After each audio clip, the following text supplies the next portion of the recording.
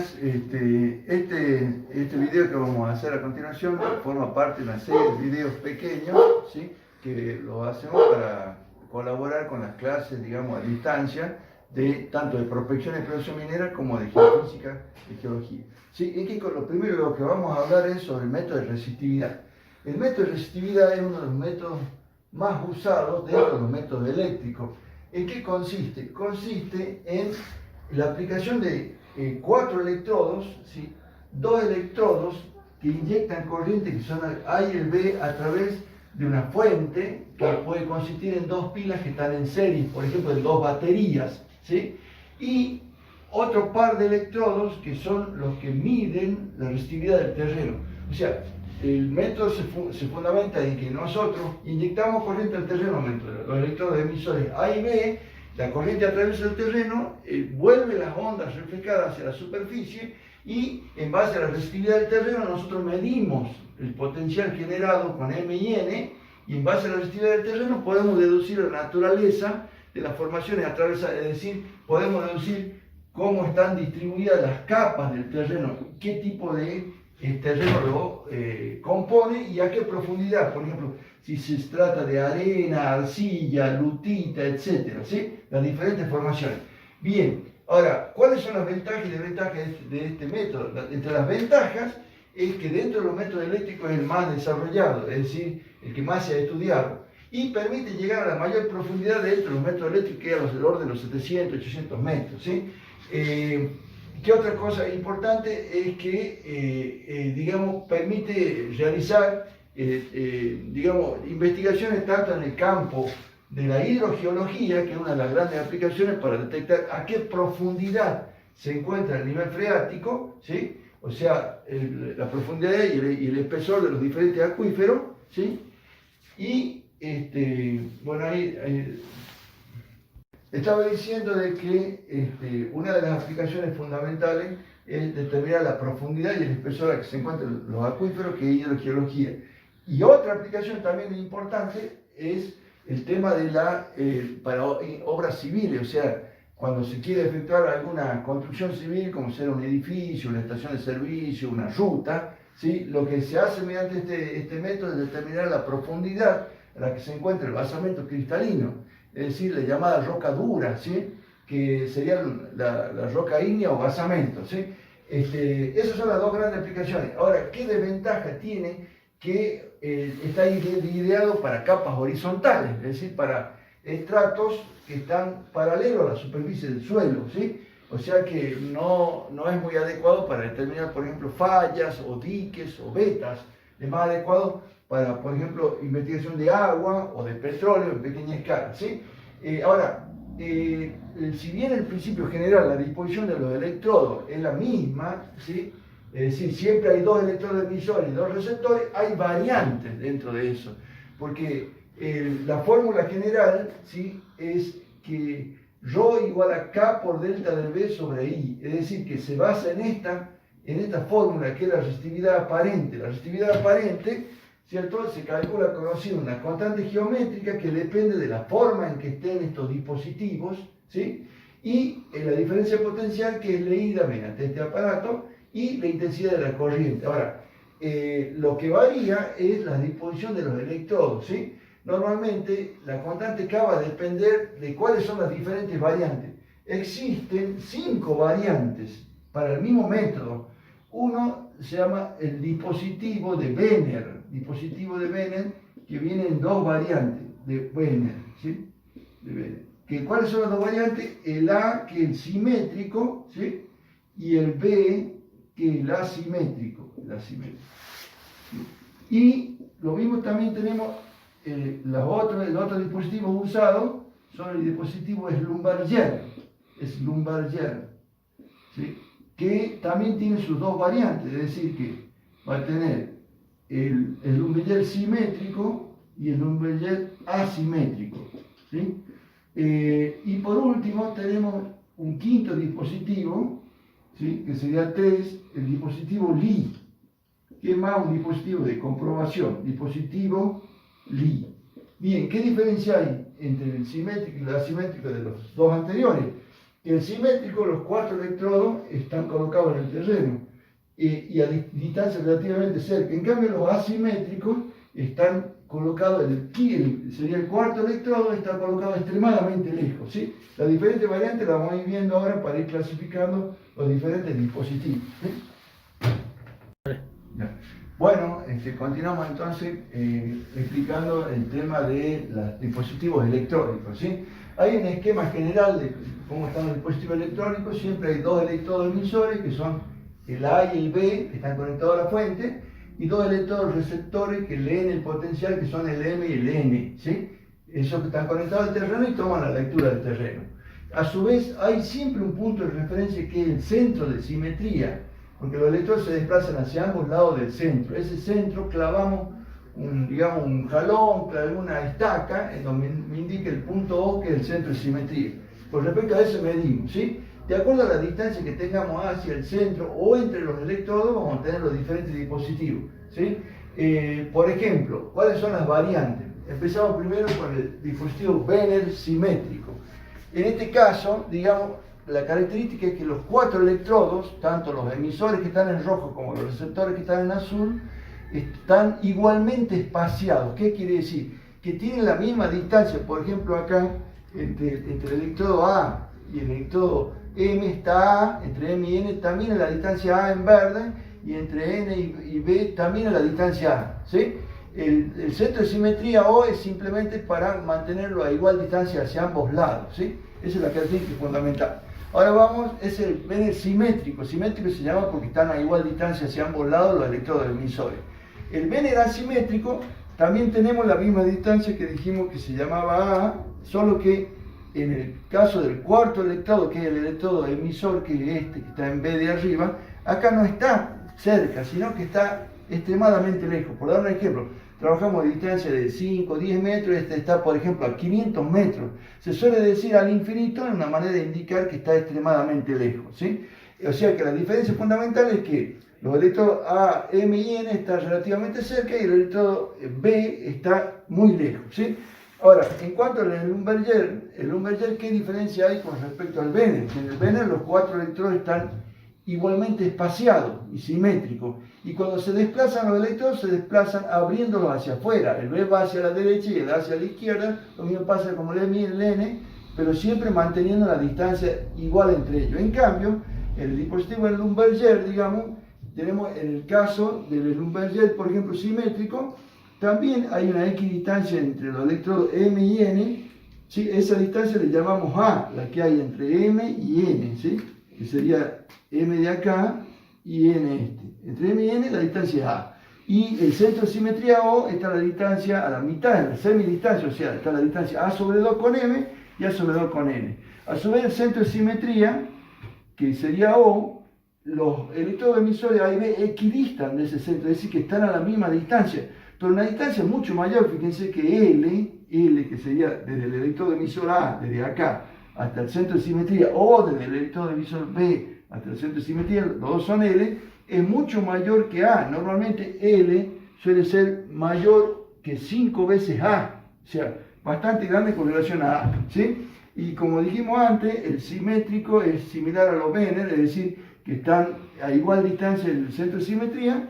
En cambio, en el Lumberger asimétrico quiere decir que el 4º electrodo, que es el B, no está a la misma distancia, sino que está extremadamente lejos, es decir, está a una distancia muy grande comparada con los otros 3, ¿sí? La otra variante que existe es el método de Lie. El método de Lie es un dispositivo de verificación o de corrección, es decir, sirve para, digamos, apoyarlo tanto al dispositivo Benner como al Lumberger, es decir, sirve para verificar o corregir las lecturas tomadas con esos tipos de dispositivos. ¿Cuál sería, por ejemplo, acá en un tipo Benner, el Lumberger, porque se puede aplicar tanto el Lumberger a Benner? ¿Cuál es la innovación que hace o la modificación? Colocar un 5º electrodo. Fíjense que acá, en el Lumberger simétrico, teníamos un punto O donde colocamos una estaca que simplemente marcaba el centro de simetría, pero no estaba conectada eléctricamente, digamos, porque era un solo medidor, y en cambio, en el dispositivo Lie, lo que hacemos es colocar un electrodo en ese. Ya sacamos el aparato y colocamos un quinto electrodo, ¿sí? Ese quinto electrodo lo colocamos en el punto medio entre M y N, y a su vez colocamos dos aparatos de lectura, uno entre M y O y otro entre O y N. Es decir que, ¿cuál es la finalidad de hacer dos lecturas? Un delta de B, digamos, MO, y un delta de B, ON o NO, ¿sí? Es decir, ¿por qué hago esto? Porque este tipo de dispositivo sirve para detectar anomalías que son laterales, es decir, no siempre vamos a determinar estratos horizontales. Cuando nosotros tenemos alguna pequeña inclusión entre los electrodos M y N, ¿sí? Las lecturas tanto de Benner como de Lumberger fallan y no puedo saber si se trata de alguna anomalía o no. En cambio, con el dispositivo Lee, al colocar nosotros un quinto electrodo, si la anomalía está de este lado, por ejemplo, la lectura del lado izquierdo de delta BMO va a dar mucho mayor que la delta de BNO. Es decir, que sirve para detectar en qué lugar, en qué posición están ubicadas las anomalías.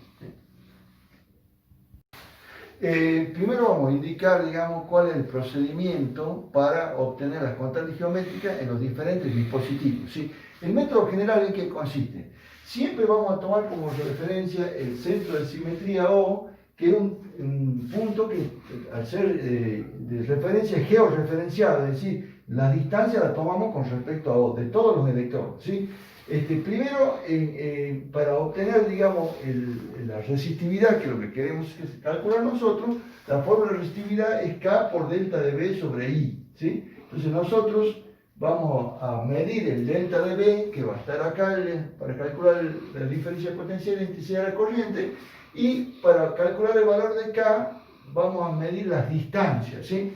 Ahora, ¿cómo vamos a calcular? Primero vamos a calcular el delta de B en forma teórica, o sea, la diferencia de potencial, ¿sí? Sabemos nosotros que, digamos, el delta de B igual a ρ por I sobre 2pi, sería ρ por I sobre 2pi por 1, ¿sí? Sobre E. Esta es la fórmula general, ¿sí? de un potencial. Ahora, ese potencial, ¿sí? Vamos a calcular nosotros lo que se llama una diferencia de potencial, que sería la diferencia de potencial entre M y N, ¿sí? O sea, lo que queremos calcular primero es la diferencia de potencial siguiendo la fórmula general, y una vez que tenemos la diferencia de potencial, ¿sí? Vamos a poder calcular la resistividad. Ahora, ¿cómo calculamos la diferencia de potencial? Esta es una diferencia de potencial que es una resta entre dos potenciales absolutos, ¿sí? Para sacar los potenciales absolutos, queremos saber, los dos electrodos de lectura son M y N, y queremos saber qué potencial absoluto está actuando en cada uno de ellos. Primero calculamos para M y después para N. Ahora, ¿cómo calculamos el potencial en M? El potencial en M va a ser la suma de los efectos de los dos electrodos emisores, porque M es un electrodo de lectura. Entonces, para saber cuál es el potencial absoluto que actúa en M, vamos a calcular el potencial que ejerce A sobre M y le vamos a sumar el potencial que ejerce B sobre M, para medir el efecto de la influencia de los dos electrodos, tanto el positivo como el negativo. O sea que el potencial absoluto es la suma de los potenciales absolutos que ejerce cada uno de los electrodos. De igual modo vamos a calcular el potencial que se ejerce sobre el otro electrodo de lectura, que es N, que también va a ser igual a la suma de los potenciales absolutos generados por A sobre N más el potencial generado por B sobre N. Y finalmente, una vez que tenemos los dos potenciales absolutos, tanto el ejercido sobre M como el ejercido sobre N, vamos a calcular la diferencia de potencial entre M y N, que es igual a la diferencia de los potenciales absolutos sobre M menos el potencial absoluto sobre N, ¿sí? Ese es el método general. Vamos a ver cómo va variando de acuerdo al dispositivo. Bueno, vamos a comenzar primero deduciendo la constante geométrica para el dispositivo Benner simétrico. El dispositivo Benner simétrico, ¿sí?, se caracteriza porque tiene los cuatro electrodos alineados e igualmente espaciados. Entonces, siguiendo el método general, primero vamos a calcular los potenciales absolutos que ejerce cada electrodo emisor, el A y el B sobre M. Primero vamos a empezar calculando el potencial que ejerce A sobre M, ¿sí? A sobre M. Entonces, ¿cómo lo calculamos? La fórmula general es ρ por I sobre 2pi por 1 sobre L, en donde L es la distancia, ¿sí? R en este caso sería la distancia que hay entre el electrodo emisor A sobre el M, ¿sí? Que en este caso, desde A a M, la distancia la hemos simbolizado con la letra A minúscula, ¿sí? Que está acá, es de A a M. Y es un potencial, digamos, positivo porque el electrodo A es positivo. Lo mismo vamos a hacer con el electrodo B sobre M, ¿sí? Es decir, en este caso la fórmula dice que ρ por I sobre 2pi, ¿sí? Por 1 sobre la distancia que hay desde M a B, o sea, lo que ejerce B sobre M. Y como ustedes ven, la distancia de B a M es 2A, o sea, de B a N hay A y de N a B hay otro A. O sea que de B a M es 2A, ¿sí? Entonces, esos son los potenciales que ejerce cada electrodo emisor sobre el electrodo de lectura M. ¿Cómo nosotros calculamos el potencial absoluto total que actúa sobre M? Es la suma de los dos potenciales, el B sub AM más el B sub BM, ¿sí? Entonces, si nosotros sumamos, ¿sí? Pues, si sumamos, vamos a tener que va a ser ρ por I sobre 2pi por 1 sobre A más ρ por I sobre 2pi por 1 sobre 2A, ¿sí? En este caso vemos que ambos son dos términos que tienen el factor común ρ por I sobre 2pi se puede sacar afuera, porque es un factor que aparece en los dos términos. Sacando factor común ρ por I sobre 2pi, ¿sí? Nos quedaría 1 sobre A más 1 sobre 2A, ¿sí? 2A. Entonces, acá, sacando como un denominador, ρ por I sobre 2pi, quedaría 2A dividido en A y 2 por 1, 2, 2A dividido en 1, sería, ¿sí? Acá nos faltó poner el signo menos del electrodo B, porque el electrodo B es negativo, entonces acá sería más menos, porque al ser un electrodo negativo ejerce un potencial negativo. Entonces, acá sería más por menos, menos sería acá menos 1 sobre 2A. Eso es importante tener en cuenta el signo, ¿sí? Porque al ser un electrón negativo tendríamos que más por menos, menos y nos quedaría una resta, ¿sí? Entonces dividan 2A en 2A 1 por 1, 1, me queda este valor y por último queda B sub M es igual a ρ por I sobre 2pi y como queda 2 menos 1 queda 1 sobre 2A, ¿sí? Bien, de igual modo hacemos con el electrodo N, B sub N va a ser igual. Primero vamos a ver el potencial ejercido por A sobre N y después por B sobre N. A sobre N tendríamos en este caso desde N a A en la distancia 2A. De N a A, 2A minúscula. O sea que, y es el electrodo positivo, ρ por I sobre 2pi por 1 sobre 2A. ¿Sí? Y si ahora medimos el potencial, queremos evaluar el potencial que ejerce B sobre N, ¿sí? Vamos a tener que de N a B la distancia es A, pero es un electrón negativo, por eso acá es menos ρ por I sobre 2pi por 1 sobre A. Como tenemos que sacar el potencial absoluto, B sub N igual a la suma de los potenciales relativos, el que ejerce A sobre N más el que ejerce B sobre N. Entonces B sobre N, reemplazando me quedaría ρ por I sobre 2pi por 1 sobre 2A, sería más menos ρ por I sobre 2pi por 1 sobre A, ¿sí? Entonces vamos a tener acá más por menos menos, B sub N va a ser igual a ρ por I sobre 2pi por 1 sobre 2A menos ρ por I sobre 2pi por 1 sobre A, ¿sí? Entonces, sacando factor común ρ por I sobre 2pi, me queda que acá me quedaría ρ por I sobre 2pi por 1 sobre 2A menos 1 sobre A.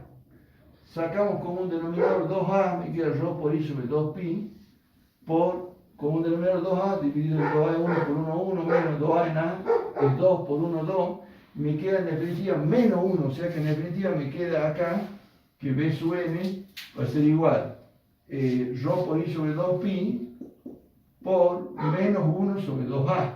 Y si lo pasamos adelante al signo menos, me queda B sub N igual a menos ρ por I sobre 2pi por 1 sobre 2A.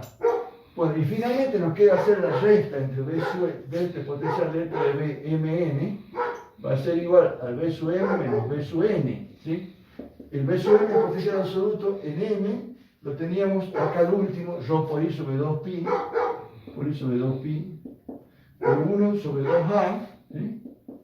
Después viene menos, porque es una resta de potenciales, El otro potencial que es el que existe sobre n es negativo, va a ser menos ρ por i sobre 2pi por 1 sobre 2a. ¿Sí? Bueno, ahí tenemos un choque de signos, menos por menos da más, ¿sí? Menos por menos da más. Y me quedaría que igual, en definitiva, el delta de Bmn igual a ρ por i sobre 2pi por 1 sobre 2a más ρ por i sobre 2pi por 1 sobre 2a. Y sacando factor común, digamos, o hacer la misma expresión dos veces, ¿sí? Se puede sacar factor o directamente es como sumar x más x, 2x, es dos veces eso. O sea que al ser exactamente la misma expresión, es dos veces eso, o sea, ρ por i sobre 2pi por 1 sobre 2a, dos veces. Entonces con uno de los dos se va, este 2 con este 2. Y en definitiva me queda aquí delta de B mn es igual a ρ por i sobre, ordenando esto me queda 2πa, ¿sí? Y esa sería la expresión para la diferencia de potencial, ¿sí? Y como lo que yo quiero en definitiva es calcular la resistividad, paso 2πa multiplicando, 2πa por delta de B mn, y paso dividiendo el i, ¿sí?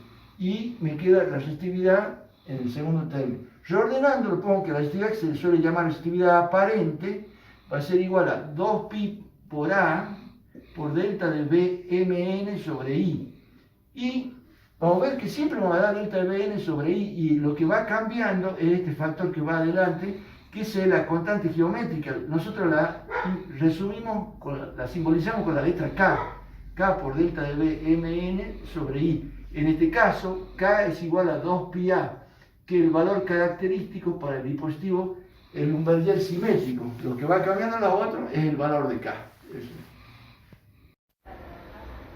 Dale.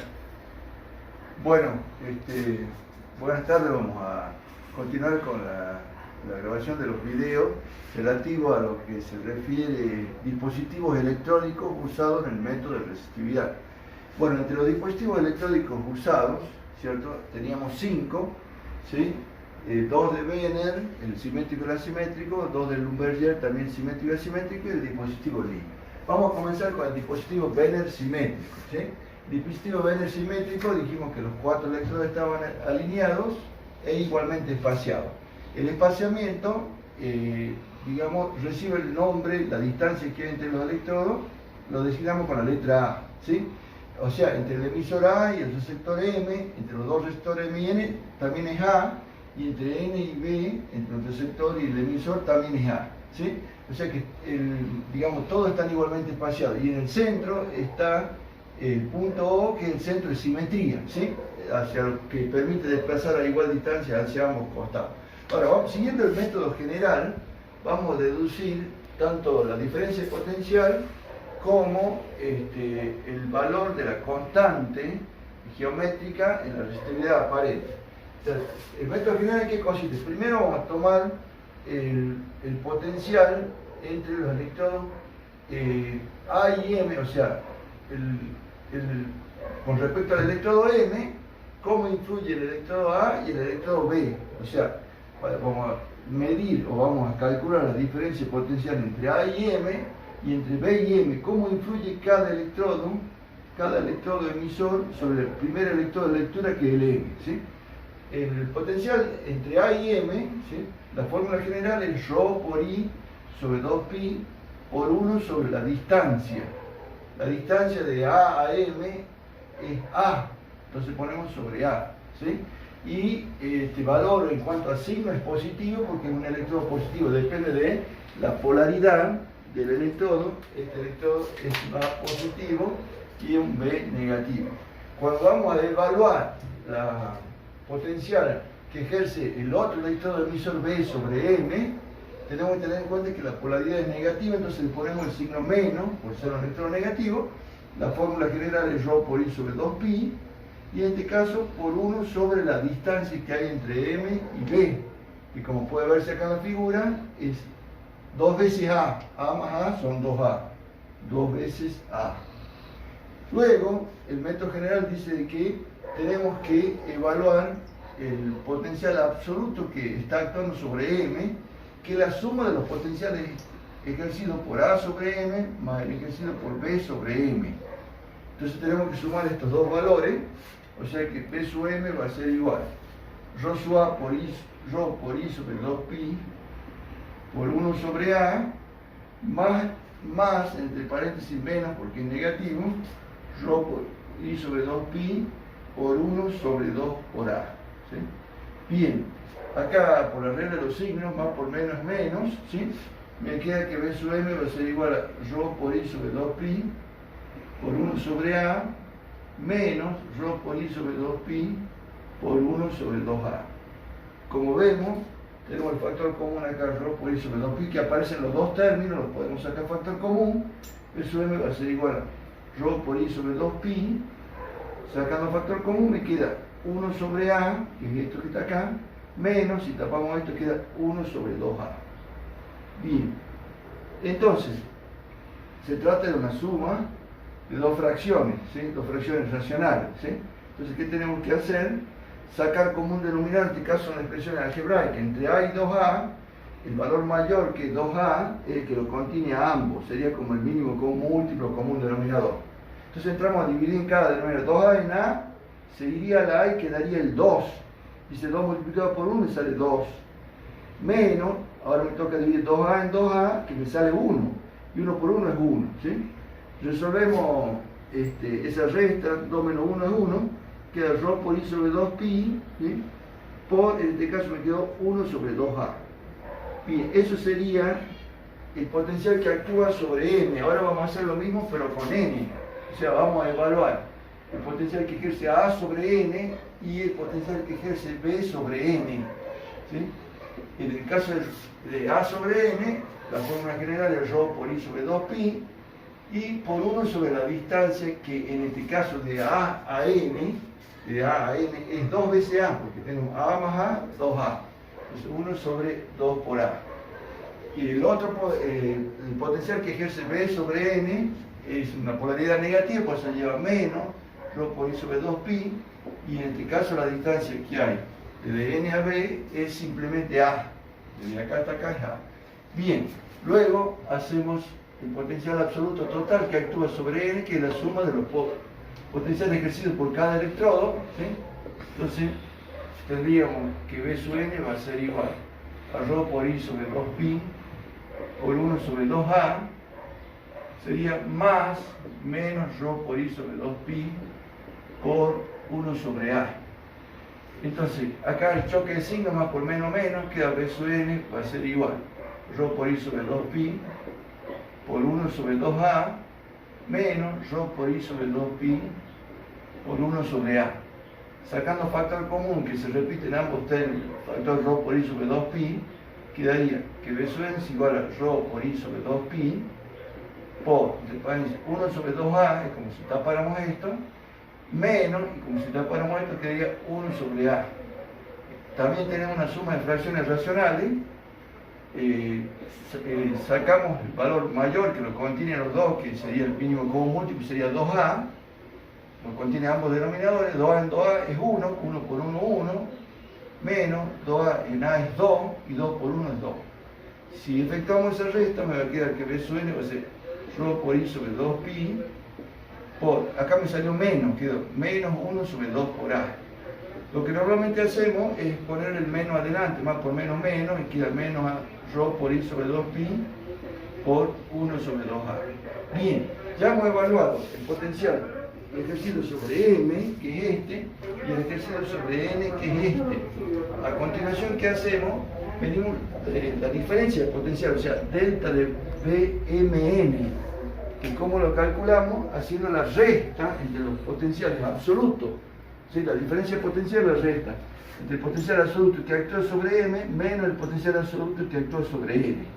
En el caso del que actúa sobre M sería ρ por I sobre 2pi por 1 sobre 2A, menos, porque es una resta, ¿sí? El que actúa sobre N, que en este caso es negativo, se hace menos ρ por I sobre 2pi por 1 sobre 2A.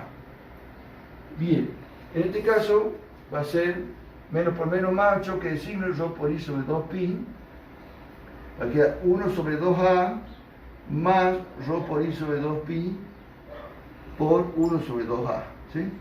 Como podemos hacer, como veníamos trabajando antes, podemos sacar factor común, digamos, ρ por I sobre 2pi, queda que delta de BMN va a ser igual ρ por I sobre 2pi, me va a quedar 1 sobre 2A más 1 sobre 2A. En este caso, ya sea sacando como un denominador, ¿sí? 2A me va a quedar 2A dividido en 2A es 1 por 1, 1, 2A en 2A es 1 por 1, 1, y me queda en definitiva delta de BMN igual a ρ por I sobre 2pi por 1 más 1, 2, 2 sobre 2A. Uno de los dos, sería este 2 por este 2, se va y me queda que delta de BMN es igual a ρ por I sobre 2πa, esto quedó 1, se multiplicamos 2πa, lo unificamos en una sola fracción. Y finalmente despejamos de acá el valor de ρ, o sea que vamos a pasar el 2πa multiplicando, y multiplicando al delta de BMN y pasa dividiendo el I. ¿Sí? Y nos queda que esto es igual a ρ, o también llamado resistividad aparente. En definitiva me queda que ρ sub A, la resistividad aparente, es 2πa por delta de BMN sobre I, que lo podemos resumir poniendo que ρ sub A es igual a K por delta de BMN, delta de BMN sobre I. Bien, esta en donde por supuesto el valor de K, ¿sí? K en este caso particular, K es igual a 2pi por A, que es la llamada constante geométrica, ¿sí? En este caso es del dispositivo de Lumberger simétrico. Lo único, en todos los casos con los dispositivos que vamos a ver, si llegamos a la misma expresión para ρ sub A, lo único que cambia es el valor de la constante geométrica, ¿sí? Bueno, vamos a continuar. La deducción de la fórmula de la distribución de potenciales y de las resistividades, en este caso para los distintos dispositivos, ahora lo hacemos para el dispositivo Wernher asimétrico. El Wernher asimétrico se caracterizaba porque también estaban en los 4 electrodos alineados e igualmente espaciados. La única diferencia es que los 3 primeros están a igual distancia, pero el cuarto está ubicado muy lejos, es decir, extremadamente lejos, en el orden de los 500 metros. Se suele poner al infinito porque es una distancia muy grande comparada con la que estamos midiendo nosotros, ¿sí? Entonces, la deducción, siguiendo el método general, es, primero calculamos los potenciales que ejerce cada electrodo de emisión, que sería el A y el B, ¿sí? Con respecto al electrodo M, o sea, el P sub AM y el P sub BM, ¿sí? Bien. El potencial que ejerce A sobre M, la fórmula general es ρ por I sobre 2pi por 1 sobre la distancia que de A a M es A, ¿sí? A azul, y tiene polaridad positiva, por eso es positivo. Ahora, la que ejerce B, que está muy lejos acá con respecto a M, al ser un electrón negativo, hace menos ρ por I sobre 2pi por 1 sobre la distancia, ¿sí? La distancia se suele simbolizar con infinito porque es una distancia muy grande, ¿sí? Para que se entienda que esto, al dividir en un valor extremadamente grande que tiende a infinito, esto se vuelve cero, da igual a cero, por lo que se vieron en análisis, que el límite de una función cuando el denominador tiende a infinito se vuelve cero, ¿sí? Ahora, el potencial absoluto que actúa en M va a ser igual al potencial que ejerce A sobre M más el potencial que ejerce B sobre M, ¿sí? En este caso sería que B sub M va a ser igual a ρ por I sobre 2pi por 1 sobre A, y como ya dijimos que el potencial que ejerce B sobre M es 0, sería más 0. O sea que en definitiva queda que B sub M es ρ por I sobre 2pi por 1 sobre A, ¿sí? De igual modo vamos a evaluar el potencial que ejercen los electrodos emisores sobre N, el electrodo lectura N. O sea, vamos a determinar el B sub AN y el B sub BN, ¿sí? El B sub AN va a ser ρ por I sobre 2pi por 1 sobre la distancia que hay desde A a N. De A a N vamos a ver que 2A, es A más A es 2A, 1 sobre 2A. Y el potencial que ejerce B sobre N, que está muy lejos, ¿sí? y es un electrodo que polaridad negativa va a ser menos acá, ρ por I sobre 2pi por 1 y sobre la distancia que también es muy lejos, lo simbolizamos con infinito, ¿sí? Y obviamente nos va a dar un valor muy bajo que tiende a 0, ¿sí? En definitiva, me va a quedar que el potencial que está actuando sobre n, el potencial absoluto que actúa sobre n, que la suma de los dos potenciales que hace A sobre n más que hace B sobre n, en este caso va a ser que B sub n va a ser igual a ρ por I sobre 2pi por 1 sobre 2A más el potencial que ejerce B, que es 0, es nulo, entonces me queda que B sub n va a ser ρ por I sobre 2pi por 1 sobre 2A. Ahora, teniendo los potenciales que actúan sobre cada uno de los electrodos de lectura que son M y N, vamos a calcular la diferencia de potencial que existe delta de B entre M y N, ¿sí? En este caso va a ser la diferencia del potencial absoluto B sub M menos B sub N. B sub M lo tenemos acá, ρ por I sobre 2pi por 1 sobre A, ¿sí? Menos el otro potencial es que ρ por I sobre 2pi, ρ por I sobre 2pi por 1 sobre 2A. Sacando factor común, el ρ por I sobre 2pi me queda que ρ por I sobre 2pi por 1 sobre A menos 1 sobre 2A. Bien, me va a quedar que delta de B mn va a ser igual ρ por I sobre 2pi, y acá tendríamos que sacar el común denominador, el 2A, que es el valor mayor que lo incluye al otro. 2A en 2A dividido en 2A me sale 2, por 1 es 2, menos 2A en 2A me sale 1, por 1 es 1. Me queda que delta de BMN va a ser igual a ρ por I sobre 2pi, y esa resta me sale 1, por 1 sobre 2A, ¿sí? En este caso, como tenemos el 2 en el denominador dos veces, lo podemos juntar, ¿sí? Y me va a quedar multiplicándolo, o sea, ρ por I por 1 es ρ por I, y 2πA por 2A quedaría 4πA, ¿sí? Y acá tenemos que despejar el valor de la resistividad. Pasamos el 4πA multiplicando a delta de B mn, y pasamos dividiendo el I, con lo cual nos queda que ρ toma ese valor, esa expresión. Y finalmente, permutando, poniendo el ρ, que normalmente se le llama resistividad aparente, va a ser igual a 4πA, pi por A, por delta de B mn sobre I. Y recordando que el valor que estaba delante de este cociente se llama constante geométrica, le damos el nombre K. K por delta de B mn sobre I es la expresión final, en donde K, para este caso especial, que el dispositivo Bennett asimétrico, es igual a 4πA, que como vemos, es el doble del valor que le correspondía al dispositivo Bennett simétrico. ¿Sí? Continuamos con la deducción de la fórmula, tanto del potencial espontáneo como para la resistividad y la constante geométrica para los distintos dispositivos eléctricos. En este caso vemos el dispositivo Schlumberger simétrico, ¿sí? El dispositivo Schlumberger simétrico. Bueno, ¿por qué se caracteriza el Schlumberger simétrico? Porque los cuatro electrodos están alineados, que son A, M, N y B, pero no están igualmente espaciados, sino que se hallan simétricos respecto a un punto que es el centro de simetría, que está en verde, que es el punto O, que es el centro de simetría.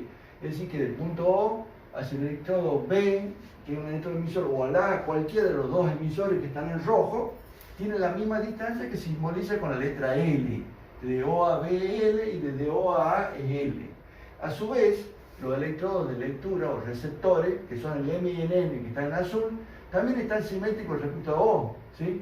Solo que en este caso se le llama A la distancia total que hay entre M y N, que está en azul, la distancia entre M y N es A. Y como el punto O está en el medio, lo va a dividir en dos partes iguales, equivalente a A sobre 2 hacia ambos lados. O sea, de O a M hay la distancia A sobre 2 y de O a N también hay A sobre 2. Bueno, siguiendo el método general, nosotros calculábamos los diferentes valores del potencial que ejerce cada electrodo emisor sobre un electrodo de lectura. Por ejemplo, acá vamos a ver lo que ejerce sobre M, primero el que ejerce A sobre M y después el que ejerce B sobre M. O sea, el que ejerce A sobre M y el que ejerce B sobre M, ¿sí? Bien, el electrodo A sobre M es un electrodo positivo. La fórmula general es ρ por I sobre 2pi, tiene signo más, ¿sí? Por 1 sobre la distancia que hay desde A a M. Para poder darnos cuenta de la distancia, vemos que de A a O está la distancia L, ¿sí? Pero de A a M hay que restarle A sobre 2, ¿sí? Porque, digamos, sería todo L, pero restándole A sobre 2, sería L menos A sobre 2.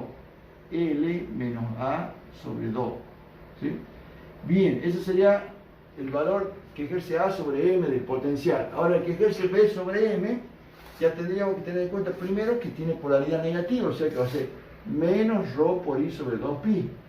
Y en este caso, la distancia que hay desde M a B, fíjense que desde B a O está la distancia L y se le sumaría A sobre 2, ¿sí? O sea, sería L más A sobre 2, ¿sí? Bien, y si ahora queremos evaluar el potencial absoluto que existe en el punto M, va a ser la suma de los potenciales ejercidos por cada electrodo emisor, el de A sobre M y el de B sobre M. Bien, si reemplazamos, B sub M es ρ por I sobre 2pi por 1 sobre L menos A sobre 2. Y sería más, pero el otro valor es negativo, menos ρ por I sobre 2pi por 1 sobre L más A sobre 2. En este caso, tenemos choque de signo más por menos, que diría que B sub M va a ser ρ por I sobre 2pi por 1 sobre L menos A sobre 2 menos ρ por I sobre 2pi por 1 sobre L más A sobre 2. Como el ρ por I sobre 2pi es un factor que se repite en los dos términos, lo sacamos factor común, eso va a ser ρ por I sobre 2pi y me va a quedar por, como si tapáramos esto, queda 1 sobre L menos A sobre 2, ¿sí? Menos, como si tapáramos esto, queda 1 sobre L más A sobre 2. Acá tengo que sacar el común denominador, pero el común denominador en este caso son como factores primos entre sí, o sea, ninguno lo contiene al otro, es como si tuviéramos un medio más un tercio, ahí sacamos 6, o sea, los multiplicamos cuando no son divisores entre sí. Tendríamos que multiplicar esto, o sea que me quedaría que B sub M, ρ por I sobre 2pi, y el común denominador sería el producto de ambos. Se puede poner el producto de ambos, o sea, puedo poner acá L más menos A sobre 2 por L más A sobre 2, ¿sí? Pero recordando lo que se vio en el curso en primer año, que esto es un producto de dos binomios conjugados, es decir, que como lo que recordemos que era A más B por A menos B, ¿sí? Que era igual a una diferencia de cuadrado, ¿sí? Por lo tanto, esto, en lugar de ponerlo así, lo vamos a expresar directamente como una diferencia de cuadrado, o sea, va a ser igual al cuadrado del primero, que es L al cuadrado, menos el cuadrado del segundo. Se puede poner A sobre 2 al cuadrado, o también se puede poner su equivalente A cuadrado sobre 4, si le vamos al cuadrado cada uno de los componentes de la fracción, el numerador y el denominador, que sería A cuadrado sobre 4, ¿sí? Entonces, L cuadrado menos A cuadrado sobre 4. Pero, imaginamos que están los dos multiplicando, estos dos es equivalente a eso. Si lo dividimos en este denominador, me va a dar el otro factor, o sea, me va a dar L más A sobre 2, que multiplicado por 1 va a quedar L más A sobre 2. Después todo eso menos, ¿sí? Cuando dividamos este, que están los dos, el producto de los dos factores binómicos acá, cuando lo dividamos en este denominador me va a dar el otro, porque multiplicando estos dos obtuve este. O sea, me va a quedar L menos A sobre 2, que multiplicado por 1 me queda L menos A sobre 2, ¿sí? Entonces, acá tengo un choque de signo, el menos, lo tenemos que distribuir ahí en el paréntesis, ρ por I sobre 2pi, este podemos sacar el paréntesis, que quedaría L más A sobre 2, y este menos, menos por más menos, L, y menos por menos más, más A sobre 2, ¿sí? Todo sobre L cuadrado menos A cuadrado sobre 4. Acá en el numerador, ¿qué podemos ver? Que el L se va con el L, se cancelan porque son términos opuestos. Y A sobre 2 más A sobre 2 son 2A sobre 2, ¿sí? Entonces me quedaría poniéndolo acá, ¿sí? Acá que B sub M va a ser igual a B sub M va a ser igual a ρ por I sobre 2pi, ρ por I sobre 2pi, por 2 veces A sobre 2 se simplifica el denominador con el numerador ahí, me quedaría L cuadrado menos A cuadrado sobre 4. Me queda una expresión más sencilla que es ρ por I sobre 2pi por A, se fueron los dos y queda L cuadrado menos A cuadrado sobre 4. Llegado a este punto se hace una consideración del tamaño o de orden de magnitud. ¿Por qué? Porque cuando nosotros queremos determinar los valores exactos de estos potenciales, tenemos que tener en cuenta cómo son las cantidades una con respecto a la otra. Acá A es una cantidad pequeña con respecto a L, o sea, cuando L es mucho mayor que A, ¿sí? Por dar un ejemplo, si L fuera 5 metros y A fuera 1 metro, ¿sí? Me quedaría 5 al cuadrado menos 1 al cuadrado sobre 4, ¿sí? 5 al cuadrado es 25 menos 1 al cuadrado es 1, un cuarto es 0,25 metros, ¿sí? Estamos hablando de metros. 25 metros menos 0,25 son 24 metros con 75. O sea, ¿qué quiero demostrar con esto? Que el orden de magnitud de A cuadrado sobre 4 es muy pequeño con relación a L cuadrado, porque 24,75 es prácticamente igual a 25. Por lo tanto, ¿qué se suele hacer en este caso? Se lo desprecia. Es decir, que A cuadrado sobre 4, al ser una cantidad muy pequeña, se la desprecia. Entonces, esto adquiere una forma mucho más sencilla, que me quedaría que B sub m va a ser igual a ρ por I sobre 2pi, en este caso va a ser por A sobre L cuadrado, porque ya hemos despreciado ese valor, el valor de A cuadrado sobre 4. Bien, a continuación tenemos que hacer lo mismo con el potencial ejercido sobre n. O sea, vamos a medir el B sub AN y el B sub BN, ¿sí? El B sub AN, el ρ por I sobre 2pi, por 1 sobre la distancia que hay desde A a N. Desde A a N, en este caso llega al revés, porque de A a N hay L hasta la mitad y se agregaría A sobre 2. Sería 1 sobre L, es como al revés del caso anterior, ¿sí? Ahora, con respecto del potencial que ejerce B sobre N, ¿sí? Primero que es un potencial negativo, tiene polaridad negativa, y la distancia, en este caso, de B a N sería L total hasta el centro, y ahí le quitaríamos el A sobre 2, L menos A sobre 2, ¿sí? Bueno, después, teniendo en cuenta los dos valores, calculamos el potencial total que actúa sobre N, que va a ser la suma de los dos potenciales absolutos, el que ejerce A sobre N y el que ejerce B sobre N, ¿sí?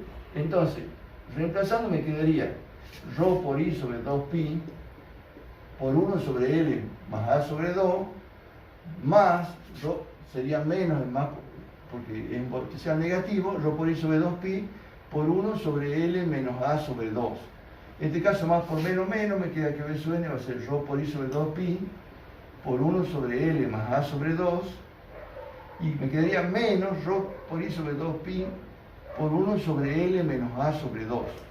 Como en este caso también tenemos que el factor ρ por I sobre 2pi se repite, entonces lo podemos extraer como factor común, que es ρ por I sobre 2pi por 1 sobre L más A sobre 2, tapando esto, menos, si tapamos esto me queda 1 sobre L menos A sobre 2. También tenemos que volver a extraer acá el común denominador. Son dos expresiones algebraicas fraccionarias. Común denominador, el producto de ambos, y como dijimos recién, son dos binomios conjugados equivalente a una diferencia de cuadrado. O sea, el cuadrado del primero menos el cuadrado del segundo. Era A sobre 2 al cuadrado, que repartido daba A cuadrado sobre 4. Al dividir esto, que equivale al producto de estos dos, al dividir en este, me queda L menos A sobre 2. Por 1 me queda L menos A sobre 2. Luego viene menos, y al dividir diferencia de cuadrado en este, me va a quedar el otro factor, que es L más A sobre 2. Por 1 va a quedar L más A sobre 2. Como en este caso tenemos un paréntesis acá en el segundo binomio, me va a quedar que B sub n va a ser ρ por I sobre 2pi, y acá me va a quedar L menos A sobre 2, distribuyendo el signo acá en el segundo binomio, menos A sobre 2, menos por más menos, menos L, y menos por más menos, menos A sobre 2, sobre L cuadrado menos A cuadrado sobre 4. Entonces me va a quedar, acá tenemos dos signos opuestos, es decir, dos valores opuestos, con distintos signos del mismo valor, se cancelan, y me quedaría que menos A sobre 2 con menos A sobre 2 es menos 2 veces A sobre 2, o sea que B sub n va a ser ρ por I sobre 2pi, ¿sí? Por menos 2 veces A sobre 2, sobre L cuadrado menos A cuadrado sobre 4. Entonces acá se va el 2 con el 2 y me queda que B sub n va a ser igual a, acá podemos, como tenemos el menos adelante, lo vamos a decir más por menos, menos, y lo ponemos adelante en la fracción, menos ρ por i sobre 2pi, ¿sí? Va a quedar A sobre L cuadrado menos A cuadrado sobre 4. Pero ahí volvemos a hacer consideración de tamaño, ¿sí? Y vamos a hacer una comparación del orden de magnitud del A cuadrado sobre 4 con relación a L cuadrado. Como sabemos que es muy pequeño A cuadrado sobre 4, lo despreciamos y me quedaría L cuadrado. Por lo tanto, me queda el definitivo que B sub n va a ser igual menos ρ por i sobre 2pi por A sobre L al cuadrado, ¿sí? Esa sería la evaluación del potencial que ejercen los dos electrodos sobre n. Y acá teníamos que ejercían los dos electrodos sobre m. Están los dos valores. Entonces, ahora lo que queremos llegar nosotros es la diferencia de potencial que hay entre m y n, ¿sí? Que es igual a la diferencia de los dos potenciales absolutos. Por lo tanto, acá vamos a tener el B sub m, que lo teníamos acá, ρ por i sobre 2pi por A sobre L al cuadrado, ¿sí? Y sería menos el potencial sobre n, que sería negativo, menos ρ por i sobre 2pi por A sobre L al cuadrado. Acá tenemos un choque de signo, menos por menos más, me quedaría que es igual a ρ por i sobre 2pi por A sobre L al cuadrado, ¿sí? Y sería más ρ por i sobre 2pi por A sobre L al cuadrado. Sacando factor común, el ρ por i sobre 2pi, como hicimos recién, quedaría ρ por i sobre 2pi por, quedaría, acá sacando esto me quedaría A sobre L al cuadrado, y sacando esto me quedaría más A sobre L al cuadrado. Y que en este caso tengo dos veces A sobre L al cuadrado, o también podemos sacar como un denominador, ρ por i sobre 2pi, y me quedaría L al cuadrado, que es igual a ambos, y me quedaría A más A, que es dos veces A. O sea que delta de B mn va a ser igual a ρ por i sobre 2pi, y tendríamos que 2A sobre L al cuadrado, ¿sí? En este caso, fíjense que no tenemos un 2 abajo, sino solamente tengo el 2 del 2pi y el 2 del A. Y se simplifica, porque se va el 2 con el 2 y ya no queda ningún 2 en el denominador. Por lo tanto, me queda que delta de B mn va a ser igual ρ por i, si juntamos numerador por numerador, ¿sí? Sería ρ por i por A sobre pi por L al cuadrado. Pi por L al cuadrado. Pero como lo que nosotros queremos saber es el valor de la resistividad aparente ρ, lo vamos a despejar la resistividad, lo va a pasar dividiendo el i, delta de B mn sobre i, y pasa pi por L al cuadrado multiplicando, y el A que estaba multiplicando pasa dividiendo. Esto va a ser igual a ρ. Y permutando me queda que la resistividad llamada aparente va a ser igual a pi por L al cuadrado sobre A por, acá sería un por, delta de B mn sobre i. Y recordando que este valor que actuaba como factor delante de delta de B sobre i se llama constante geométrica, y la designamos con la letra K, me quedaría K por delta de B mn sobre i. Y en este caso el valor de K va a ser igual a pi por L al cuadrado sobre A, que es el valor de la constante geométrica para el dispositivo Schlumberger simétrico. Bueno, continuamos ahora con la deducción del valor del potencial, la diferencia potencial entre M y N, y el valor de la resistividad de la constante geométrica para el dispositivo Schlumberger asimétrico, ¿sí? ¿Cuál es la característica de este dispositivo? Que en este caso los 4 electrodos están alineados, pero el cuarto electrodo, que es el B, está a una distancia extremadamente lejos, un caso similar a lo que vimos en el Benner asimétrico, ¿sí? Que está muy lejos. Por lo tanto, se suele decir que está al infinito, ¿sí? Hacemos las deducciones basándonos en el método general. El método general que dice que primero tengo que evaluar el valor de potencial que ejerce cada electrodo emisor, el A y el B, sobre el primer electrodo, que es el M de lectura. O sea que vamos a evaluar el valor de A sobre M y el valor de B sobre M, ¿sí? El valor de A sobre M, dijimos, sería, como un electrón positivo, ρ por I sobre 2pi por 1 sobre la distancia que de AM, que sería de AO es L y le resto la distancia A sobre 2 que hay entre M y O. O sea, quedaría 1 sobre L menos A sobre 2. Ahora, cuando voy a evaluar el potencial que ejerce B sobre M, el electrodo B, que acá no figura en la gráfica porque está muy lejos, la distancia se considera infinita y es un electrodo negativo. Entonces va a ser menos ρ por I sobre 2pi y la distancia, como dijimos, es tan grande que la consideramos infinita. Entonces, 1 sobre infinito me daría 0 y hace que todo este valor se vuelva 0. En definitiva, el potencial total que actúa sobre M, que es la suma de los dos potenciales ejercidos por cada emisor, el A sobre M y el B sobre M, va a ser igual. En este caso va a ser ρ por I sobre 2pi por 1 sobre L menos A sobre 2, y más, como acabamos de ver, el B sobre M era nulo, o sea que me daría más 0. En definitiva, que me queda que B sub M, ρ por I sobre 2pi por 1 sobre L menos A sobre 2. Bien, ya hicimos la evaluación del potencial que actúa sobre M. Ahora vamos a ver el potencial que actúa sobre N, que también es la suma del potencial que ejerce A sobre N más el potencial que ejerce B sobre N. El que ejerce A sobre N es positivo porque A es un electrodo positivo, ρ por I sobre 2pi, y la distancia que hay desde A a N sería L hasta el centro y se sumaría la distancia A sobre 2, o sea, quedaría 1 sobre L más A sobre 2, ¿sí? Bueno, ahora evaluamos el potencial que ejerce B sobre N. Primero que vea un electrodo negativo, o sea que va a ser menos acá adelante, ρ por I sobre 2pi, por 1 sobre la distancia que hay desde N al electrodo B. Pero consideramos que la distancia es muy grande y lo consideramos como si fuera infinita. Eso hace que este cociente nos dé 0 y en definitiva me queda que el potencial absoluto que actúa sobre N es igual a la suma de los potenciales de cada electrodo emisor ejerce sobre N, ¿sí? Entonces me queda que B sub N va a ser igual el B sub AN, ρ por I sobre 2pi, en este caso por 1 sobre L más A sobre 2, y como vimos el potencial que ejerce B sobre N era 0, sería más 0, y me queda que en definitiva B sub N va a ser igual ρ por I sobre 2pi por 1 sobre L más A sobre 2. L más A sobre 2. Bien, entonces ya tenemos los dos, el que ejerce A sobre M y ejerce los dos, el de B sub M y el B sub N. Ahora vamos a ver la diferencia de potenciales, que es delta de BMN.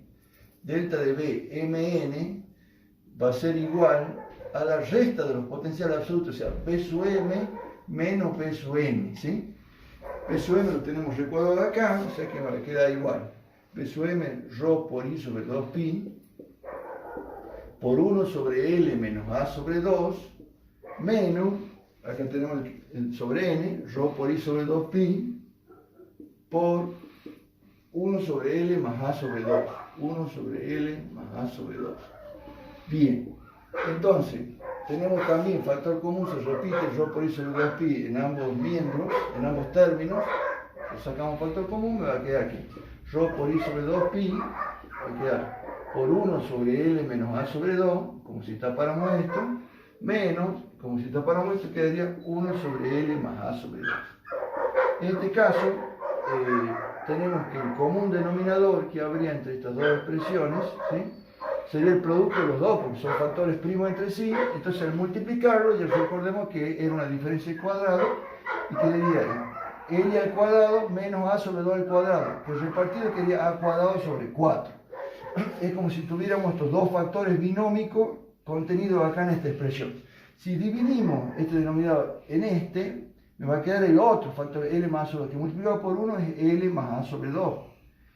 Ahora viene el menos, y a continuación dividimos este en este factor binómico, me va a dar el otro factor binómico, que multiplicado por 1 es L más, pero va entre paréntesis, L menos A sobre 2. ¿Sí?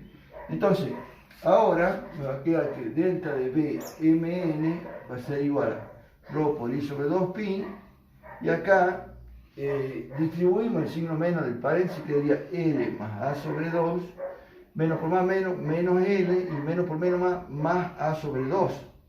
Entonces, sobre L cuadrado menos A cuadrado sobre 4. ¿Sí? Acá tenemos que el L y el menos L son términos opuestos, se cancelan, y tengo A sobre 2 más A sobre 2, es 2 veces A sobre 2. ¿Sí? O sea que delta de B mn va a ser igual a ρ por I sobre 2pi, ρ por I sobre 2pi, multiplicado por 2 veces A sobre 2, 2 veces A sobre 2, y dividido en L cuadrado menos A cuadrado sobre 4. Entonces, acá tendríamos que 2 veces A sobre 2 simplifica el 2 con el 2, y me quedaría que delta de B mn va a ser igual a ρ por I sobre 2pi por A sobre L cuadrado menos A cuadrado sobre 4. Pero acá hacemos la misma consideración de orden de magnitud, de tamaño. Comparado A cuadrado sobre 4 con L cuadrado es muy pequeño, entonces lo podemos despreciar, ¿sí? Entonces me quedaría que delta de B mn va a ser igual a ρ por I por A sobre 2pi por A sobre L al cuadrado, ¿sí? Bueno, y como en definitiva lo que yo quiero sacar es el valor de la resistividad aparente, vamos a despejar de ahí. Vamos a pasar primero el I dividiendo, ¿sí? Primero vamos a pasar estos valores que están adelante. Primero vamos a pasar multiplicando 2pi L cuadrado que está en el denominador, 2pi por L al cuadrado, y el A que está multiplicando en el numerador pasa dividiendo. Multiplicamos por delta de BMN, y el I que está multiplicando a la par de ρ pasa dividiendo, ¿sí? Y esto me queda igual a ρ, permutando esa expresión me queda que la resistividad aparente, que sería esto, va a ser igual a 2pi por L cuadrado sobre A, multiplicado por delta de BMN sobre I. Toma la misma expresión general, ¿sí? Y hemos dicho que le llamamos a este factor que estaba delante, delta BN sobre I, le llamamos constante geométrica, entonces ρ sub A va a ser igual, se indica con la letra K por delta de BMN sobre I. Y esta sería la fórmula final, en donde K es igual a 2pi L cuadrado sobre A, que es la constante geométrica característica para el dispositivo Ellenberger asimétrico. Bueno, nos quedaría para terminar la deducción de la constante geométrica y del potencial para el dispositivo Lie. Vamos a corregir arriba el título, quedaría para el dispositivo Lie. Bien, dijimos que el dispositivo Lie es un dispositivo que sirve para corregir las lecturas efectuadas con cualquiera de los otros dos dispositivos anteriores, ya sea con el BNR o con el Lumberger, ya sea en su variante simétrica o asimétrica, ¿sí? Normalmente lo que nosotros hacemos es, ¿para qué sirve específicamente? En aquellos casos en que cuando nosotros tenemos, normalmente cuando hacemos una curva, que después lo vamos a ver bien cómo se construyen y se interpretan las curvas normalmente tienen tendencia a formar, si acá se grafica la resistividad y acá se grafica la distancia entre electrodos, que es L para Lumberger o A para Wiener, ¿sí? Tienen tendencia a formar curvas que tienen tangentes horizontales, ¿sí? Eso después lo vemos bien, que me dan los valores de resistividad de los terrenos atravesados. Por ejemplo acá, cuando la tangente se vuelve horizontal, ¿sí? Acá tendríamos 3, por ejemplo, el ρ1 sería el primer tramo, esta parte de la izquierda, ρ1, ρ2 sería el segundo tramo, que es este, que estaría acá ρ2 a la z interdigital, y ρ3 sería el tercer tramo. Cuando uno ve hacia una curva, uno dice, bueno, es una curva de 3 capas porque tiene 3 resistividades bien definidas. Algunas veces, por ejemplo, estas curvas de 3 capas, ρ1, ρ2 y ρ3, pero algunas veces hay inclusiones acá en las cerca, próximo a la superficie, por ejemplo, supongamos que hay un lente de algún mineral metálico, ¿sí? Que no es una capa en sí misma, pero porque es una discontinuidad más bien vertical que hace alterar el valor de la gráfica. Por ejemplo, si estuviera contenida en ρ1, tiene tendencia a hacer otra curva y seguir, de tal manera que da a interpretar como que hay 4 capas en lugar de 3 capas. O sea, lo que hace es confundir la interpretación presentando un mayor número de capas de la que en realidad existe. Para evitar eso, ¿sí? Esas anomalías suelen quedar en el medio. Por ejemplo, acá, una anomalía puede quedar acá en el medio de los electrodos, ya sea entre O y M, entre O y N. ¿Y cómo hace el dispositivo, el Lie, para corregir eso? Bueno, se puede aplicar a Vener o el Vener. En este caso estaba Vener. Los 4 electrodos estaban alineados y a la misma distancia A, ¿sí? Entonces, lo que hace es introducir un quinto electrodo, ¿sí?, entre M y N en la mitad, justo en el centro de simetría. Nada más que en este caso, comparado con el otro, antes era solamente un jalón que indicaba el punto medio.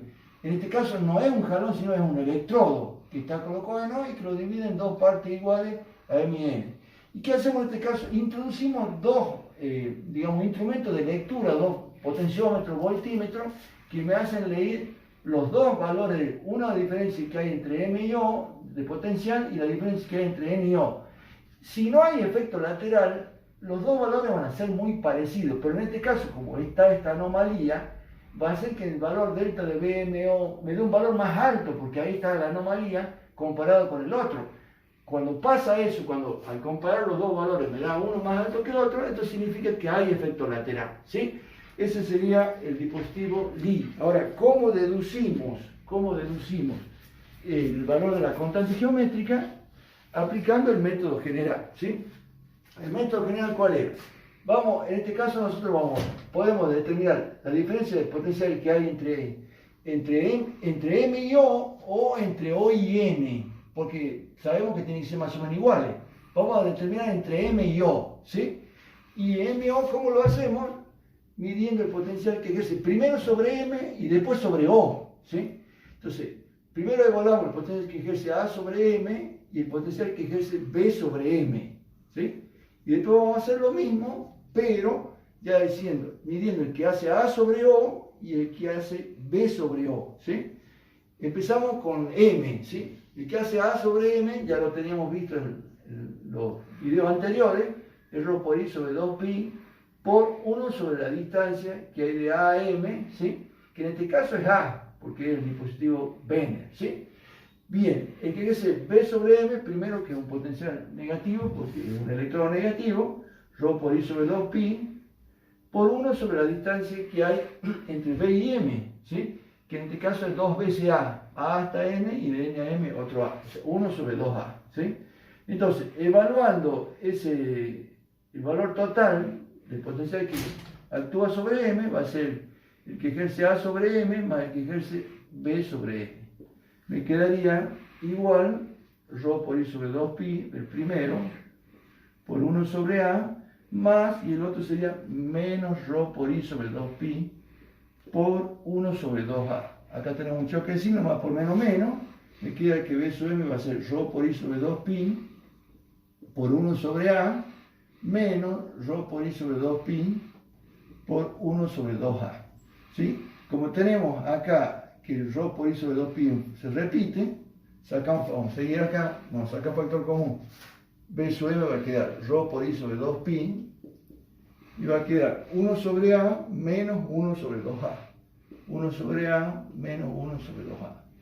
Sacamos común denominador en este caso, quedaría ρ por I sobre 2pi, el común denominador, el factor más grande 2A, dividido 2A. En A me queda 2, por 1 me sale 2. Menos 2A en 2A me sale 1 y multiplicado por 1 me queda 1. Me queda que B sub M va a ser igual a ρ por I sobre 2pi y en este caso 2 menos 1 queda 1 sobre 2A. Ahí estaría evaluado el potencial absoluto que actúa en M. Ahora vamos a ver el que actúa en O, ¿sí? En este caso el que ejerce primero A sobre O, ¿sí? Va a ser positivo ρ por I sobre 2pi, ¿sí? Por 1 sobre la distancia que hay desde A a O. Si ustedes ven, quedaría la distancia de A es A más A sobre 2. Acá la vamos a aclarar que esta distancia es A sobre 2, hacia ambos lados. A sobre 2. Entonces va a quedar A más A sobre 2. Queda A más A sobre 2. ¿Sí? También se puede simbolizar eso con algo más cortito, o sea, porque A más A sobre 2, si ustedes sacan como un denominador, es el 2. Dividen 1 es 2 por A, es 2A, más 2 dividiendo 1 por A es A. 2A más A es 3A sobre 2 o 3 medios de A. Se lo puede hacer más corto, poniendo directamente 3 medios. Es equivalente a A más A sobre 2. Se vamos a poner 3 medios de A. ¿Sí? 3 medios de A. ¿Sí?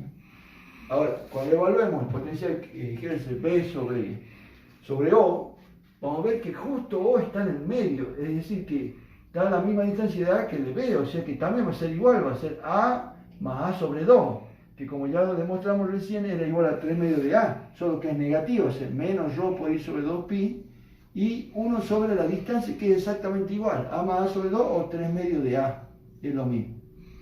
Ahora, si tenemos en cuenta los dos valores, los dos potenciales, vamos a tener que el potencial total que actúa sobre N, ¿sí?, es la suma de los dos, sobre O, es la suma de los dos potenciales, o sea, B sub AO más B sub BO, ¿sí? En este caso va a ser que B sub O va a ser igual. Y B sub AO es ρ por I sobre 2pi, ¿sí?, por 1 sobre 3 medios de A, ¿sí? Y el otro sería más, el otro es negativo, menos ρ por I sobre 2pi por 1 sobre 3 medios de A. Tiene una expresión similar, ¿sí? Me queda que el potencial que actúa sobre O va a ser ρ por I sobre 2pi por 1 sobre 3 medios de A. Y acá más por menos menos, ρ por I sobre 2pi por 1 sobre 3 medios de A. Si ustedes ven, se puede sacar factor común para dar lo mismo, pero ahí uno nota de entrada que son expresiones exactamente iguales, ¿sí? Solo que una es positiva y la otra es negativa. Son términos opuestos y por lo tanto se cancelan, se eliminan y me da que el potencial total que actúa sobre O es cero, es nulo el potencial, ¿sí? Y al evaluar, digamos, ya la diferencia de potencial delta de B que hay entre A y O, ¿sí?, va a ser igual al potencial que actúa sobre A menos el potencial que actúa sobre O. O sea que delta de B a O va a ser igual. El potencial que actúa sobre, perdón, que actúa sobre MO, acá sería sobre MO, que actúa sobre M menos el que actúa sobre O. O sea, quedaría delta de BMO. El BM lo teníamos acá en definitivo, va a ser ρ por I sobre 2pi por 1 sobre 2A menos el potencial que actúa sobre O, pero el potencial que actúa sobre O hemos deducido que sería 0, o sea que quedaría menos 0, me queda eso nomás, o sea, delta de B MO va a ser solamente el primer término, ρ por I sobre 2pi por 1 sobre 2A. En este caso, tenemos que juntar numerador por numerador, denominador multiplicamos, me queda que delta de B MO va a ser igual a ρ por I por 1 es ρ por I, y 2pi por 2A queda 4πA. Con lo que en definitiva, ¿qué queremos sacar nosotros? La resistividad. Pasamos 4πA multiplicando para el primer miembro por delta de BMO y pasamos dividiendo la I. Con lo cual nos queda esto igual a la resistividad. Y la fórmula final de la resistividad aparente va a ser igual a 4πA por delta de BMO sobre I.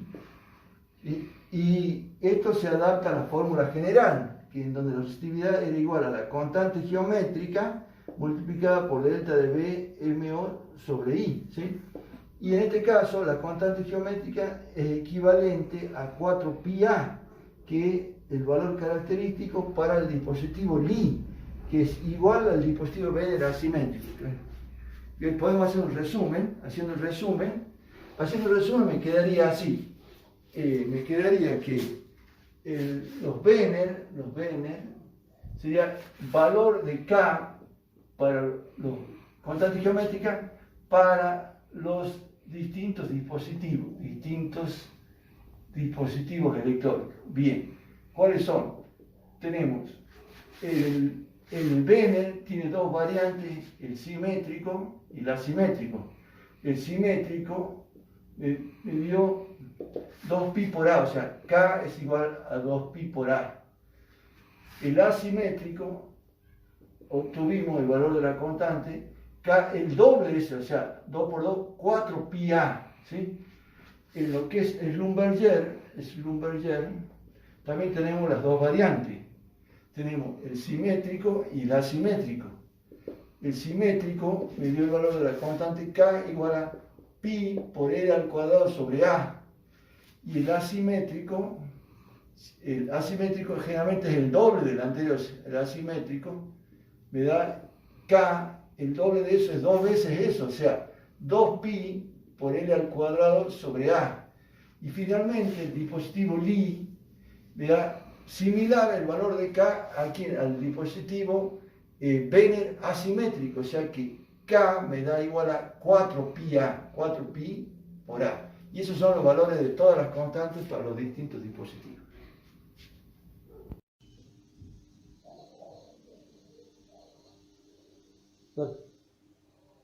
Bueno, continuando con los videos relativos a los temas de la materia de prospección y expresión lineal y geofísica, vamos a ver a continuación cómo se hace la convección e interpretación de curvas de resistividad, ¿sí?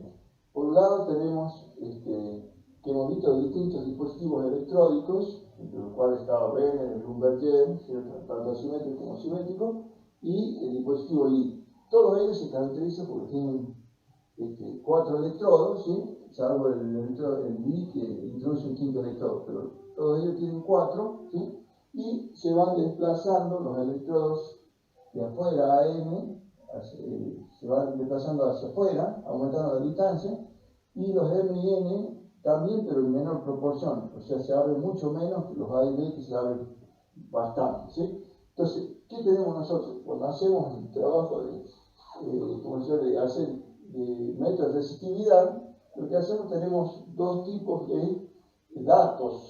Hay unos datos que se relevan en el campo, ¿sí? Que son fundamentalmente la diferencia de potencial, ¿sí? Medida con el aparato, y la intensidad de la corriente, ¿sí? Y por otro lado, se miden también las distancias. Por ejemplo, para Benner se van cambiando la distancia y se van anotando en la planilla del campo, ¿sí? Y en base a esos datos, ¿cierto? Son parámetros, es decir, me dan una idea de las magnitudes. Nosotros, en base a los métodos de cálculo, vamos calculando otros datos complementarios, ¿sí? Que son los que en definitiva usamos para confeccionar las curvas, ¿sí? Normalmente, ¿qué tenemos? En la planilla de campo vamos anotando los diferentes valores que tenemos para en el caso del Lumberger, ¿sí? En este caso está para Benner, pero para el Lumberger tenemos en vez de A la distancia L, es decir, abrimos los electrodos hacia afuera, la distancia L que va cambiando, ¿sí? A medida que vamos abriendo, tiene un alcance mayor en profundidad. Va aumentando la distancia que hay entre el centro de simetría y cada uno de los electrodos emisores, el Lumberger, ¿sí? En cambio en Benner sería A, ¿sí? Y la distancia que hay entre los electrodos de lectura, que son, digamos, el M y el N, este sería solamente un centro de simetría, y que la distancia A, ¿sí? La vamos anotando al costado, ¿sí? Vemos que como mínimo tiene que haber una proporción de 5 a 1, es decir, que la longitud que hay entre el centro de simetría y cualquiera de los emisores es por lo menos 5 veces más grande que la de los receptores, 5 a 1, ¿sí? Y ahí puede ir aumentando. ¿Por qué anotamos nosotros primero? Primero lo que medimos en el campo, que lo vamos midiendo con cinta métrica, los valores de L y de A.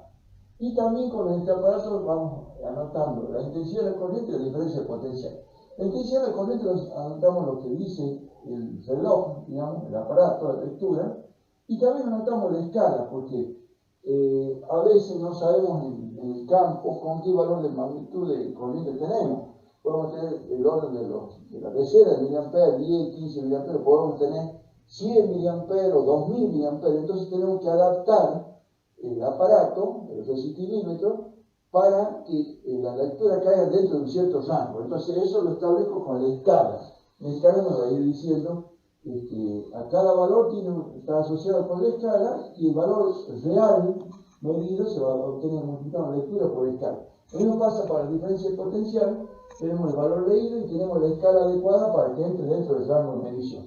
Y por último se calcula la constante geométrica y la resistividad aparente. Bueno, ¿cómo vamos haciendo? Vamos ampliando la distancia entre los electrodos y vamos anotando esos valores, ¿sí? ¿Qué hacemos normalmente? ¿Sí? Si uno tuviera, por ejemplo, una secuencia estratigráfica, vamos a hacer así un poco más inclinada, lo normal es que tienden a ser así inclinados, ¿sí? Tenemos una resistividad ρ1, una resistividad ρ2 y una resistividad ρ3, ¿sí? Supongamos que ρ1 es una resistividad relativamente baja, del orden de 10 metros, la resistividad ρ2 sea una alta, del orden de los 2000 metros, por ejemplo, y la resistividad ρ3 del orden de los 100 metros, por dar un ejemplo, ¿sí? Esas resistividades, si uno hace una gráfica, ¿sí? Una gráfica, por ejemplo, de la resistividad de la profundidad, ¿sí? Esta es la profundidad, esta es el valor de la resistividad, parando curvas, que lo vamos a hacer acá con rojo, ¿sí? Fíjense ustedes, acá normalmente usamos la escala logarítmica, o sea que normalmente para el lumbardiero usamos el módulo es de 62,5 milímetros, o sea, 6 centímetros, para Vene de 84. Para el lumbardiero es el orden de los 6 centímetros, o sea, que la unidad tendría 6 centímetros, después viene otra unidad y así sucesivamente, ¿sí? Supongamos que estos sean 6 centímetros, ¿sí?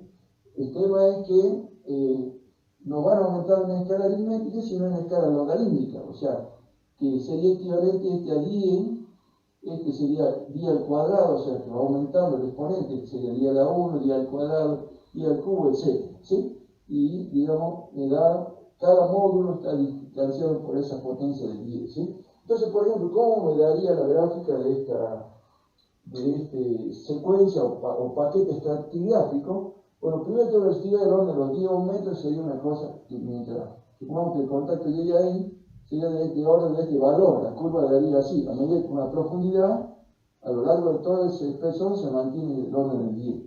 Pero sube al orden de los 2000. Todavía hagamos de cuenta que este es 1000, y si acá vamos a tener que dividirlo de tal manera, por ejemplo, en 9 partes, de tal manera que la primera división sea 2, después 3, 4, 5, 6, 7, así quería ver. O sea, ¿por qué? Porque 2000 se multiplica el numerito que está 2 por el valor de abajo, ¿sí? Acá sería 200. En cambio acá sería 1000, acá si tenemos 2, 3, porque es una escala logarítmica, 2, 3, 4. Por ejemplo, ahí sería 200, pero acá sería 2000 porque se multiplica por el límite inferior. 2 por 1000 es 2000, o sea que esta, más o menos a esa altura caería. Es decir, que la curva llegaría hasta el orden de ahí y después bajaría al orden de los 100 metros. Los 100 metros andarían más o menos en la distancia esa. O sea, mientras llegue el paquete estratigráfico daría más o menos por ahí, ¿sí? O sea que, fíjense ahí se nota claramente que hay una inflexión, 3 puntos de inflexión, hay un cambio de contrariedad de la curva, digamos, que más o menos coincide con los límites de los estratos, de la formación. Hay una primera formación que tiene el orden de los 10 ohmmetros, la resistividad, después hay una segunda que llega al orden de los 2000 y una tercera que llega el orden de los 100 ohmmetros, ¿sí? Entonces, eso me da un perfil de 3 capas. Si yo lo giro a eso, ¿sí? Pasa que acá medimos, digamos, profundidad en función de resistividad, acá va la profundidad y acá va la resistividad. Si esto lo giramos, así ponemos la resistividad vertical, o sea, le ponemos la resistividad acá, y deberíamos poner la profundidad acá. Pero como nosotros no sabemos la profundidad, pero sí sabemos que hay una proporcionalidad directa entre la profundidad y la apertura de los electrodos, es decir, que cuando más abrimos los electrodos, vamos abriendo más allá, el arco eléctrico, del campo eléctrico que nosotros detectamos, por ejemplo acá, tiene una forma semisférica. Si yo lo extiendo, A y B, A1 y B1, por ejemplo, si lo extiendo y lo llevo a A2 y B2, ¿sí? Obviamente el arco eléctrico va a alcanzar una mayor profundidad, es decir, se va más abajo. Entonces, a medida que abrimos los electrodos, el alcance de profundidad es mayor. Entonces, la profundidad es proporcional a la apertura de los electrodos. O sea, si no tenemos que graficar, no vamos a poder graficar P porque lo desconocemos, pero sí graficamos L, que es la apertura de los electrodos, que es proporcional a la profundidad. ¿Y qué vamos a tener? Un gráfico de este estilo, así, ¿ven? Así, en donde se notan claramente puntos en la tangente horizontal, mezclando los valores de ρ1 de izquierda a derecha, ρ1 acá aparece ρ2 porque lo mido de izquierda a derecha, ¿sí? ρ aparece ρ2 a esta altura, y el próximo de la tangente se hace más o menos horizontal, es por ahí ρ3. Acá se nota claramente que el ρ2, digamos, es mayor que el ρ1, ¿sí? Y mayor que el ρ3, ¿sí? Son, quedan adaptadas esas curvas a otras curvas que ya se obtuvieron, que se llaman curvas patrón. Las curvas patrón en que consisten, se han hecho mediciones de resistividad en, digamos, terrenos que se sabía el valor de la resistividad y se confeccionaron lo que se llaman las curvas patrón. Las curvas patrón, por ejemplo, para 3 capas, son las curvas, tenemos las tipo K, se dividen en familias, K, L, E y Q. Las K, por ejemplo, son como este tipo, o sea que tenemos una resistividad medio que sube y baja, ¿sí? Y, digamos, la resistividad del medio es mayor, Rho2 es mayor que Rho1 y Rho3, ¿sí? También tenemos al revés, la tipo L. La tipo L serían familias de curvas en donde pasa al revés, o sea que la resistividad del medio, digamos, es menor que las otras dos, o sea que Rho2 a esta altura es menor que Rho1 y menor que Rho3, ¿sí?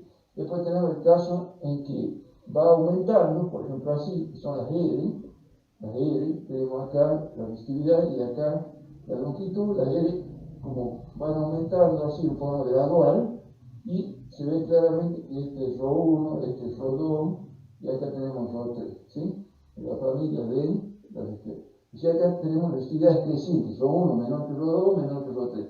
Y finalmente tenemos las tipo L, las Q. Las Q serían similares a esta, digamos, vamos a hacer acá, pongamos acá, pero que serían decrecientes, ¿sí? La decreciente sería así de ese tipo, y iría la resistividad bajando de forma gradual, ¿sí? Y ahí tendríamos 3 valores de resistividad, Rho1, Rho2, Rho3, ¿sí? En donde se nota que son decrecientes, o sea que Rho1 es mayor que Rho2 y mayor que Rho3. En el caso de nosotros, vamos a hacer un práctico en donde, sí, Bueno, paramos un poquito. con el desarrollo de toda la teoría que se refiere a la confección de interpretación de curvas de resistividad. ¿Sí? Habíamos dicho de que las curvas de resistividad, ¿sí?, se obtenían, digamos, se graficaba en el eje de las Y, la resistividad aparente, y en el eje de las X, el valor más importante de las distancias, dependiendo del tipo de dispositivo. Por ejemplo, en el caso de Benner, acá se grafica la distancia A, la distancia entre los electrodos M y N. En cambio, que es la misma que hay entre A y B, entre A y M, M y N y N y B. En cambio, en el Lumberger se grafica la distancia L, que es la distancia del centro de simetría a cada uno de los electrodos del emisor. Bien, hemos dicho también que la forma de la curva me dice cómo es el perfil sedimentario. Por ejemplo, una curva de este tipo, ¿sí?, sería una curva de tipo perfil de 2 capas, es decir, tendría una resistividad Rho1, donde se hace tangente ahí, una resistividad Rho2, siendo Rho1 menor que Rho2, ¿sí? Bien, y recordemos que la distancia L, tanto la distancia L como la resistividad, digamos, se representan en papel logarítmico, o sea, el papel es bilogarítmico, está en escala logarítmica, tanto en el eje horizontal como en el eje vertical, ¿sí? Bueno, entonces, de acuerdo a la cantidad de inflexiones que tiene, que una curva de 2 capas, ¿sí? Después, una curva de 3 capas sería más o menos como la que vimos, que sería una cosa más o menos así, en donde tendríamos 3 capas bien definidas. Acá tendríamos una Rho1, ¿sí?, una Rho2 a esta altura, ¿sí?, una Rho2, y por último una Rho3, ¿sí? Entonces, y por ejemplo, una curva de 4 capas ya sería una curva como esta, ¿sí?, una curva como esta, donde se notaría ya 4 inflexiones, por ejemplo, algo así, ¿sí? Puede venir así, por ejemplo, subir, bajar y volver a subir y estabilizarse, ¿sí? Acá, por ejemplo, tendríamos una resistividad Rho1, acá una Rho2, ¿sí?, por acá una Rho3 y finalmente una Rho4, ¿sí? En el caso del práctico que van a ver, se hizo con una curva de 3 capas, ¿sí? Es decir, el perfil sedimentario o estratigráfico respondía, se adaptaba a una familia de curvas de 3 capas, ¿sí? Bueno, o sea que tenía la forma como esta que está acá, ¿sí? Entonces, ¿cómo hacemos? Se hacía para confeccionar primero la tabla y después el gráfico. La tabla, habíamos dicho que teníamos valores de la longitud L, de A, y también los valores obtenidos de la intensidad de corriente y la diferencia potencial, acompañados por su escala, ¿sí? Pero como nosotros necesitamos para poder calcular el valor de la constante y la resistividad aparente, necesitamos tener los valores reales de intensidad. ¿Cómo se obtienen los valores reales de intensidad? Simplemente multiplicando la lectura por la escala. Por ejemplo, acá tenemos el caso, acá es muy fácil porque 0,19 por 100 se multiplica la lectura de la intensidad por la escala. 0,19 por 100 me sale 19. 0,22 por 100 me sale 22. ¿Sí? Lo mismo acá. Es decir, que el valor real en miliamperios son 19 miliamperios y 22 miliamperios para primera y segunda lectura. Como el valor de delta B de lectura era 235, 118, pero al estar en la escala de una décima 0,1, habría que multiplicar 231 por 0,1, lectura por escala, y se obtiene el valor real de la diferencia potencial en milivolts. En este caso va a dar 23,5 por 0,1. Lo mismo que 118 por 0,1 da 11,8. ¿Sí? Vamos a poner mejor en rojo los valores 19, 22, ¿sí? Los valores obtenidos, 23,5 y 11,8. Perdón. Bueno, entonces tenemos, una vez que hemos obtenido los valores de la intensidad de la corriente en miliamperio, de la diferencia potencial en milivolt, hay que calcular la constante K. Para el dispositivo en Lumberger siempre la constante K lleva la fórmula pi por L al cuadrado sobre A. ¿Sí?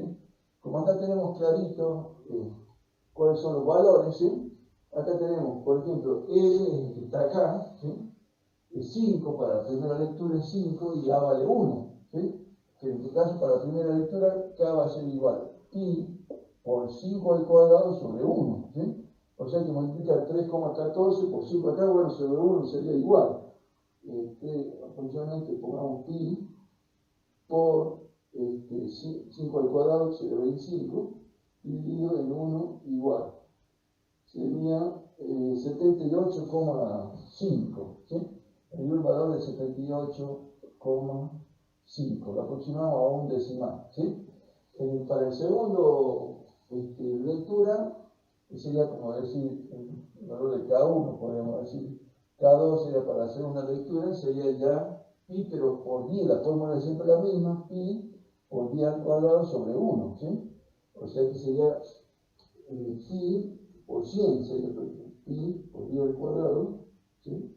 Y dividido en 1 me sale 314,16, ¿sí? 314 lo vamos a poner como un decimal, 2, ¿sí? Una vez que tengo el valor de K, ¿sí? Eso para cada lectura, ¿sí? Una vez que tengo el valor de K, procedo a calcular la resistividad aparente, ¿sí? La fórmula de resistividad aparente es igual a K por delta de B sobre I, siendo delta de B e I estos valores que están en rojo, ¿sí? Bueno, entonces, para el primero, por ejemplo, la resistividad ρA1 sería, K viene a ser el valor que habíamos sacado, 78,5, ¿sí? Por el valor de delta de B, que en este caso es 23,5, y dividido en la corriente en miliamperios, que sería 19, ¿sí? Haciendo esta operación, 78,5 multiplicado por 23,5 y dividido en 19, ¿sí? Me quedaría un valor de 97,1.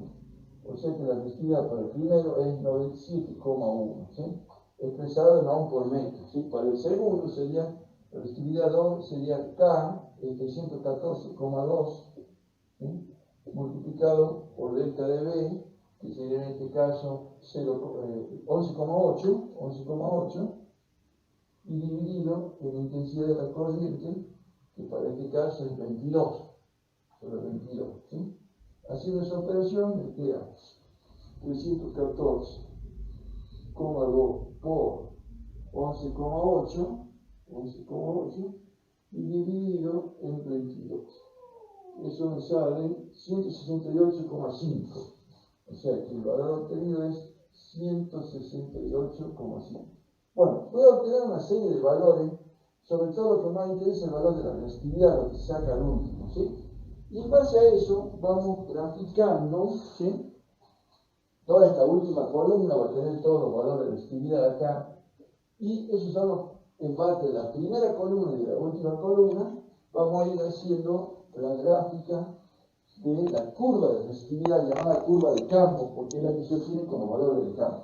Por ejemplo, nosotros tenemos así, en el eje Y, la resistividad aparente, y en el eje X tenemos L, la distancia entre el electrodo y el centro de simetría. ¿Sí? Recordemos que tenemos módulos acá, 10 serían, y luego, por ejemplo, este sería pi a la 1, pi al cuadrado, pi al cubo, etc.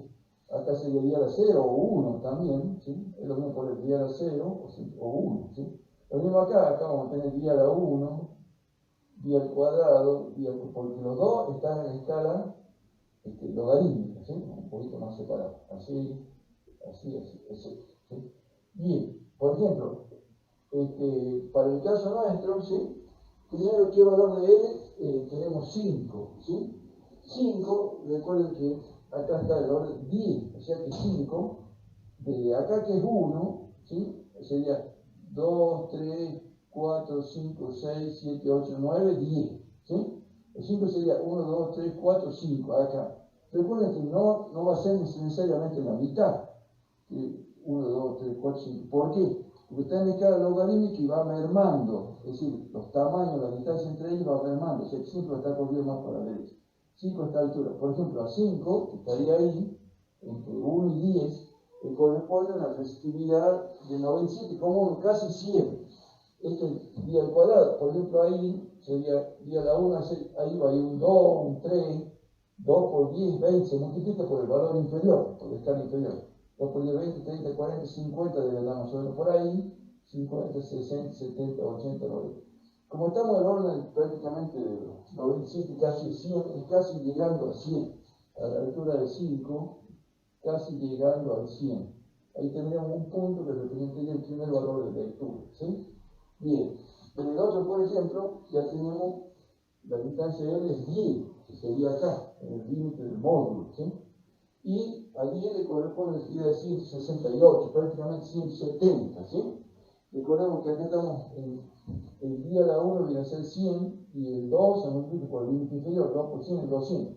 Dice que sería entre 100 y 200, pero más tirando para el 200, ¿sí? ¿Sí? Porque es 170. Y ahí tendría otro punto, ¿sí? Bueno, así voy haciendo los diferentes puntos, me va a ir dando una curva que no está perfectamente alineada, sino que está más bien los puntos oscilan, los diferentes puntos que voy obteniendo, van a ir oscilando alrededor de una curva, ¿sí? Pero no exactamente igual, ¿sí? De tal manera que algo aproximado daría así, pero en realidad después lo vamos, digamos, interpolando gráficamente de una manera mejor. ¿Cómo se hace? ¿Sí? Primero vamos a observar que, por ejemplo, se ve acá en verde valores, digamos, que se repiten. Por ejemplo, el 20 se repite con el 20. ¿Eso qué significa? Que yo venía trabajando con MN de 1, ¿sí? Y las lecturas las hacía perfectas, ¿sí? Pero llega un momento que al abrir los electrodos, ¿sí? Se empieza a complicar la lectura y ya no entra dentro del rango del aparato. Entonces tengo que ampliar la distancia, cambiar, en vez de trabajar con un MN de 1, llevarlo a 2, ampliar los electrodos de adentro de la lectura. Se amplió eso para corroborar la lectura anterior, vuelvo a leer, digamos, en el mismo punto y obviamente me va a dar 20, ¿sí? O sea, con la misma distancia L, 2, lo que cambia es simplemente el A. Primero con uno, después. Ese se llama punto de empalme. Estos se llaman puntos de empalme. En donde cambio el rango de lectura. ¿Y cómo se manifiestan acá? Normalmente se manifiesta como dos puntos superpuestos. O sea, puede venir así, por ejemplo, y ahí, supongamos ahí hemos hecho un empalme. ¿Qué quiere decir empalme? Que por un lado la curva tiende a ser así y por el otro lado tiende a ser así. Probablemente acá haya otro punto de empalme, por ejemplo acá, que va a depender de cómo yo haga el empalme, cómo haría la unión. Fíjense que en la curva discontinua hay que hacer una curva continua, ¿sí? ¿Cómo sería la curva continua? El criterio dice que es respetar el valor menor. Por ejemplo acá, entre estos dos, el que está más alto y el que está más bajo, como que tiendo a seguir el que está más bajo y gradualmente lo voy aproximando al resto de la curva. Lo mismo que acá, tengo un punto más alto y un punto más bajo, yo tengo a redondear la curva de tal manera que esté más próximo del punto más bajo, ¿sí? O sea, se trata de respetar los empalmes, poniéndolo siempre teniendo en cuenta el punto más bajo. Una vez que tengo yo ahí, por ejemplo, la gráfica, acá se ve que tendría 3 puntos ¿cómo se llama?, de tangencia. Acá habría un ρ1, acá habría un ρ2 y acá habría un ρ3, ¿sí? Porque se tiende a horizontalizar la curva en 3 puntos, ¿sí?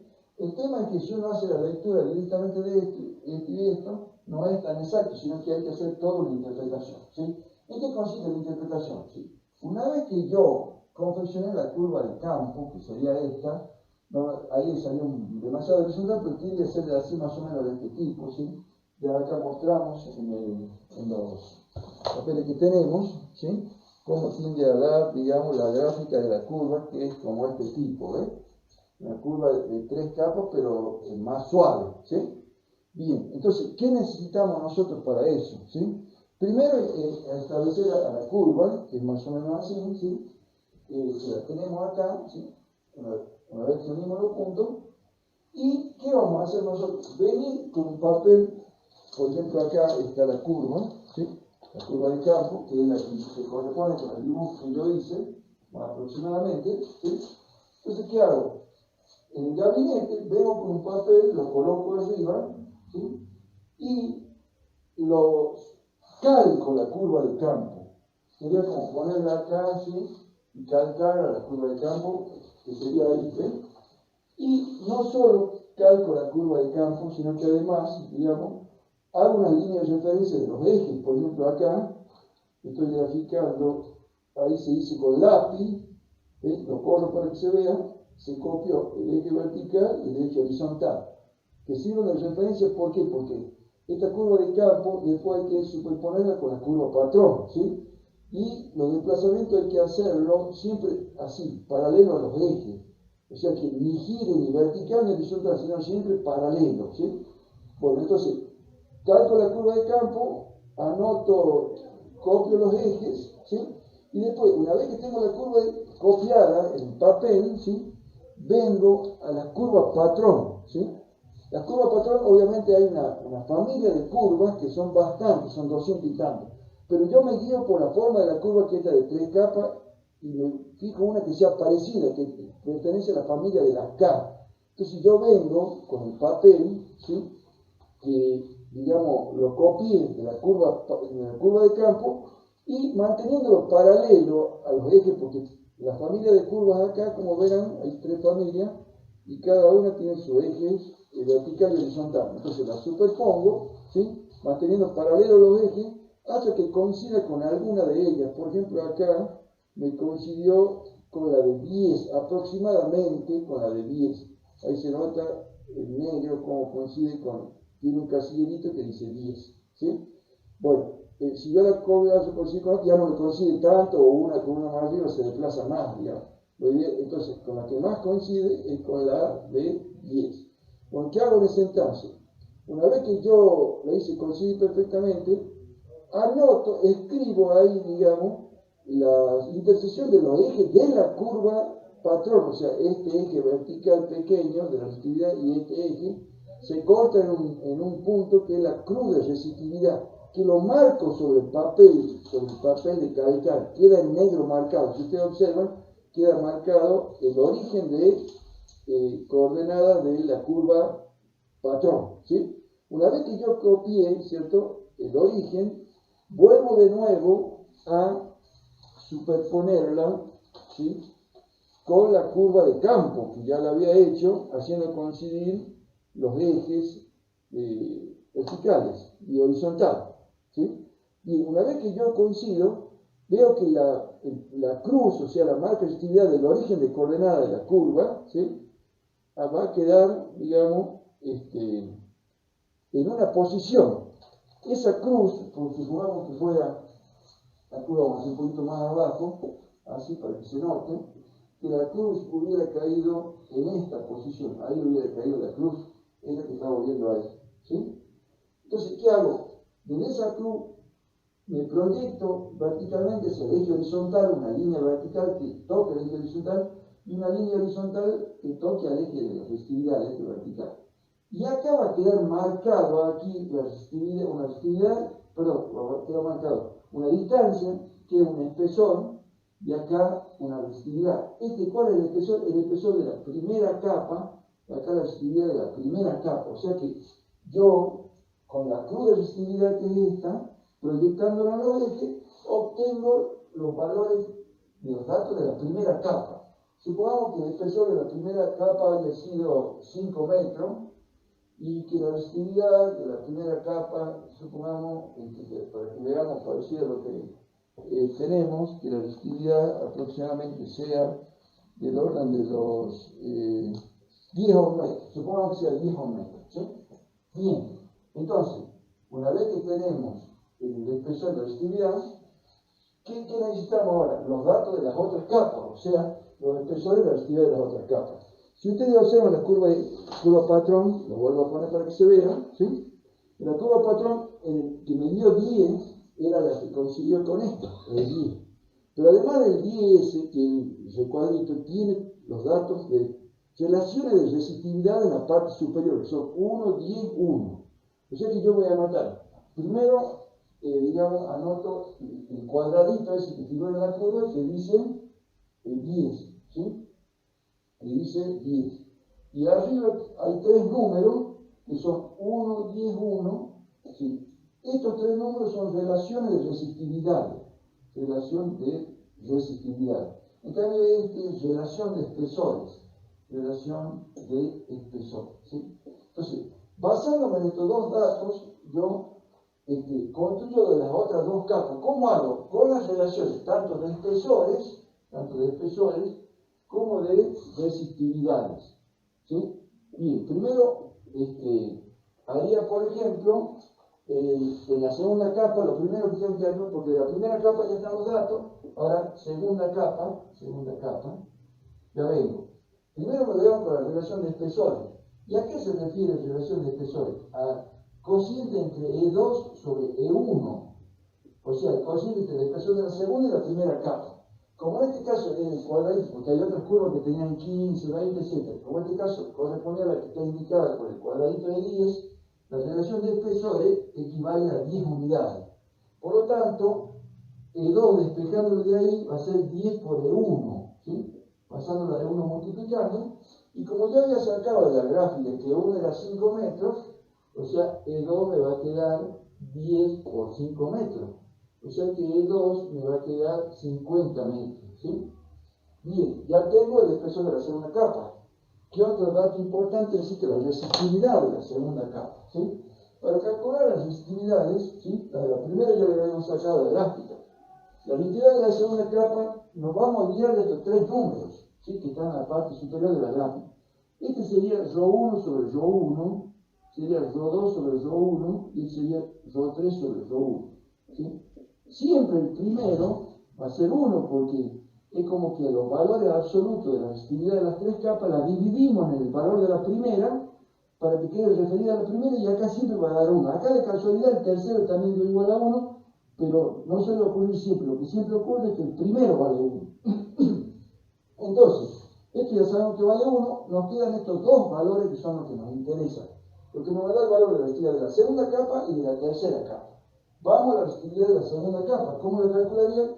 Con el segundo valor de estos 3 números, que sería Rho2 sobre Rho1, esa relación de resistividad es igual a 10. ¿Sí? ¿Qué significa eso? Que vamos a tener que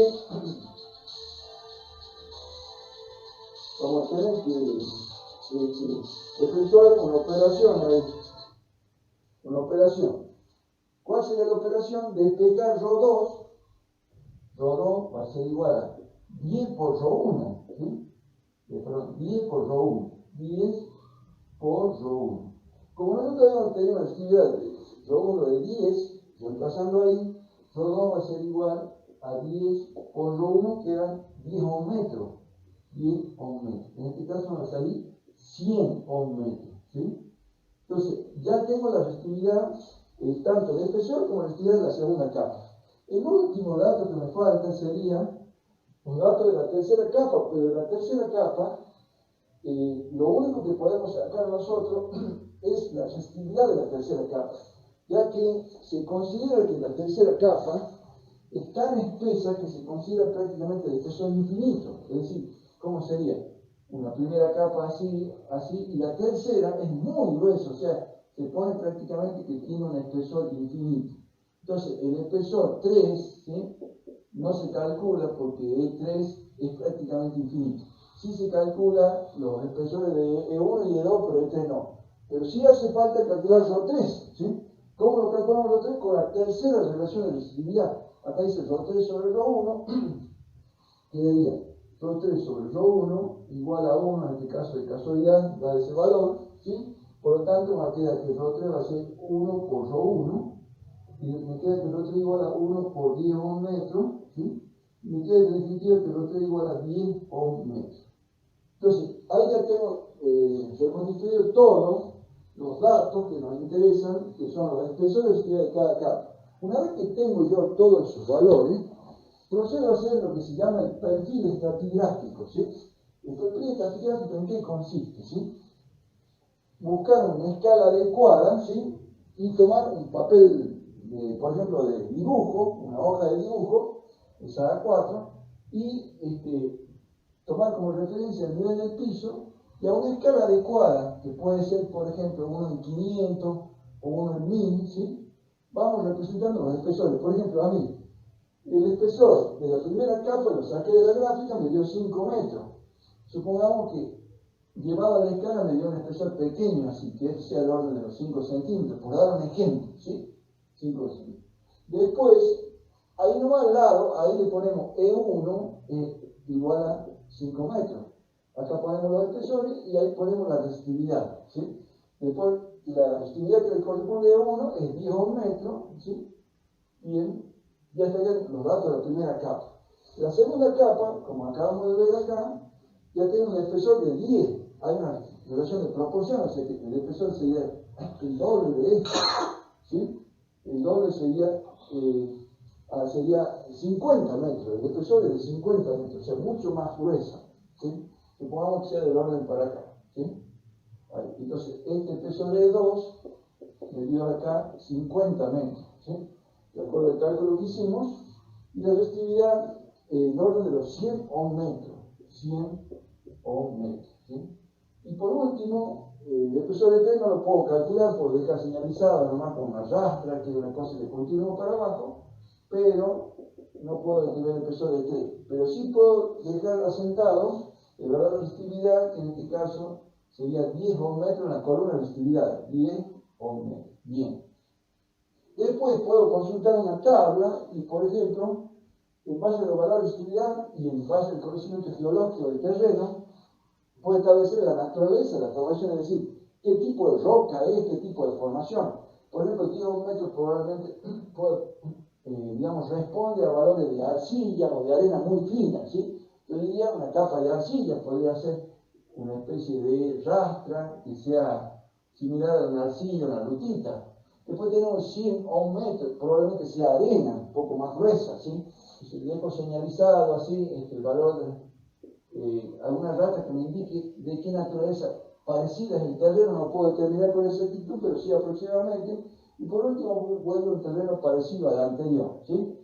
Y sería similar. Supongamos que en lugar de la tercera capa, en vez de tener 10 ohm metros, hubiera tenido, por dar un ejemplo, 1000 ohm metros, un valor muy alto, 1500, 2000. Seguramente ya habríamos dado acá con el basamento cristalino, ¿sí? ¿Por qué? Porque es un valor muy alto y eso corresponde a la roca dura, ¿sí?, a la raíz de la montaña que está enterrada, que en este caso no se dio así porque me volvió a dar un valor bajo de resistividades similares a lo de una arcilla. Bueno, eso sería prácticamente todo lo que se necesita para el cálculo.